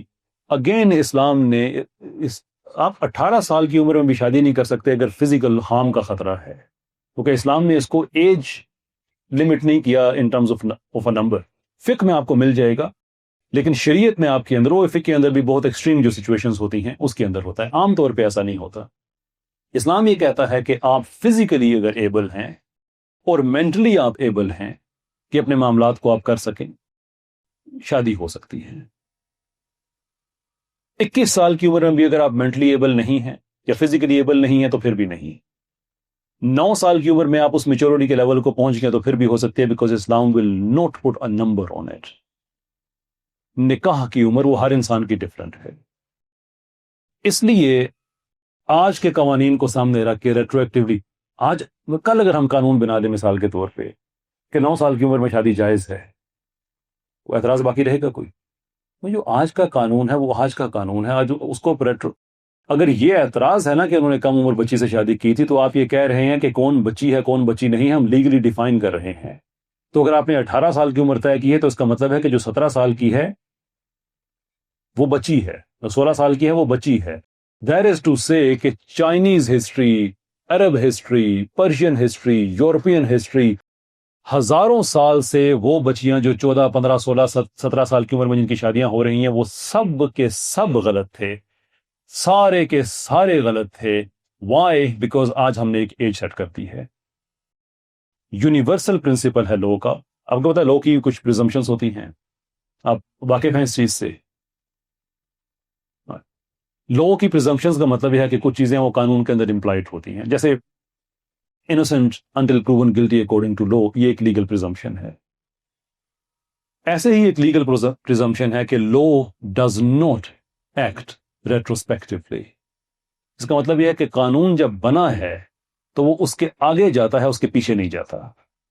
एग्जाम्पल कि अगर मेरे पास ये ऐनक है, ये एक मटेरियल की बनी हुई है, अगर कल ये कानून बनता है कि ये मटेरियल ठीक नहीं है इंसानी सेहत के लिए, आंखों के लिए, देयरफॉर कानून अब ये है कि इस मटेरियल की ऐनक कोई नहीं पहन सकता, law does not act retrospectively का मतलब ये है कि अगर ये कानून कल बनता है तो मुझे सजा इसलिए नहीं मिल सकती कि कानून बनने से एक दिन पहले ये मेरे पास थी।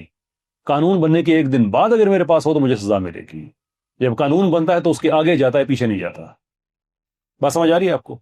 आज आप 18 साल का कानून बना दें और अगर उसे कहें कि यह यूनिवर्सल है और हमने हजारों साल पे अप्लाई करना है, तो हम सब की नानियां, दादियां, चाइनीज की, अरब्स की, अफ्रीकन्स की, ये तो थोड़ा नॉर्मल होता था उस जमाने में। तो सबको हमने कह दिया कि भाई आज चूंकि हमने कानून बनाया देयरफॉर वो सारे के सारे गलत थे। ये तरीका ठीक नहीं है। बहरहाल ये एक इस पे कोई यूनिवर्सल कोई इस पे एग्रीमेंट नहीं है। जैसे मैंने कहा कि मैं खुद इस चीज का कायल हूं कि आपकी उम्र इतनी नहीं थी, इससे ज्यादा थी, बट अगर इतनी थी, वी ऑनर दैट। सर, आप हमारे एक भाई पूछ रहे थे कि हमारी क्या जिम्मेदारी बनती है कि हम सोसाइटी को जो है ना, अगर यानी इस्लाम के नाफिज करना चाहते हैं पाकिस्तान में, तो क्या काम करें। तो आपने कहा है कि आप जो वोट दें जब, तो ये पूछ के दें कि क्या आप बता के दें कि आप इस्लाम नाफिज करेंगे या नहीं। ठीक है? नहीं, आप ये वाला काम करेंगे। हाँ, ये वाला काम करें। हर इलेक्शन में 5-7 रिक्वायरमेंट्स के अगले 5 साल में ये पूरी होनी चाहिए। यस सर, बिल्कुल। तो मैं यानी वोटिंग जायज़ न जायज़ वो अलग बात है। मैं ये पूछना चाह रहा था कि आप क्या इस चीज़ को समझते हैं कि हम वोट देंगे और हमारा वोट जो है वो किसी काम का है, या जो हमारे ऊपर लोग बैठे हुए हैं वो हमारे वोट की कदर करते हैं, क्या ये सॉल्यूशन आप समझते हैं या नहीं समझते? कि अगर मिसाल कई दफा ये बात मैंने रिपीट की है, इजाजत दें कि मैं एक दफा फिर रिपीट कर दूं। कहते हैं कि पाकिस्तान में जो एक सीधा सीधा इलेक्शन जिसे कहते हैं ना, आसान इलेक्शन, कि जिसमें आपका कजन आपके खिलाफ इलेक्शन नहीं लड़ रहा, आपकी बरादरियों का मसला नहीं है, एमएनए के इलेक्शन में बिल्कुल स्ट्रेट फॉरवर्ड इलेक्शन, बताया जाता है कि कोई 9 से 10 करोड़ 8-9 करोड़ रुपया तकरीबन उस पर खर्च होता है। फिर जैसे जैसे आपका इलेक्शन मुश्किल होता है वैसे वैसे आपका खर्च बढ़ना शुरू हो जाता है।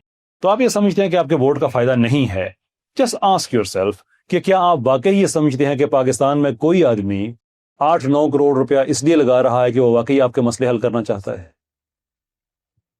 उसको आपकी वोट चाहिए जिसके लिए वो 8-9 करोड़, उसको पता है आपकी वोट की कितनी कीमत है। उसने अपने 9 करोड़ को 27 करोड़ में कन्वर्ट करना है आपके वोट की वजह से। उसको पता है ये कितना कीमती है। आप उसे बताएं कि जनाब मैंने अपना वोट देना है शरीयत की वजह से। वो उसको ट्रस्ट मी, ही नोस। शरीयत अब नवाज शरीफ को वोट देंगे मिसाल के तौर पर, उसे हम कह रहे हैं कि आपने हमें जो ये काम करके देना है, या मिसाल तो पीटीआई देख 80% वोट वो ले रही है, एस्टेब्लिशमेंट ने उसे हटा के नवाज शरीफ को बैठा दिया है। विच इज वाई अब हमारा खत्म हो रहा है। मैं आपका सवाल समझ गया, इसलिए मैं बहुत माजरात की बात में काट रहा हूँ। वो भाई का जो पिछले सवाल है वो भी उसी का हिस्सा है। इसीलिए मैंने आपसे कहा है कि नई पॉलिटिकल पार्टी ना बनाएं, पावर को कॉन्सेंट्रेट ना करें। देखें, सहूनियों की पूरी दुनिया में इसराइल के अलावा कोई पॉलिटिकल पार्टी नहीं है। लेबर जीते या कंजर्वेटिव, वही जीतते हैं। डेमोक्रेट्स जीते या रिपब्लिकन्स, वही जीतते हैं, क्योंकि उन्होंने अपने नजरिए को हर जगह फैलाया हुआ है। इसलिए मैं कहता हूं कि अपनी पॉलिटिकल पार्टी के अंदर रहो, उसको टेक ओवर करो। पीपल्स पार्टी जीते तो भी शरीयत जीते, तहरीक इंसाफ जीते तो भी शरीयत जीते, मुस्लिम लीग नून जीते तो भी शरीयत जीते। नीचे वोटर नजरियाती तौर पे इकट्ठे हो जाएं, रहें अपनी अपनी पार्टियों में। ऐसा नहीं कि किसी एक जगह पे इकट्ठे हैं और बाद में फिर वो कह रहे हैं कि पता नहीं वो वोट बदल जाता है, ये बदल जाता है। भाई जब हर जगह आप ही का नजरिया है तो जो मर्जी जीते, आप ही जीते हैं ना। ये है उसका तरीका कि पार्टियों को नहीं छोड़ना, टेक ओवर करो इनको। ठीक है सर, थैंक यू।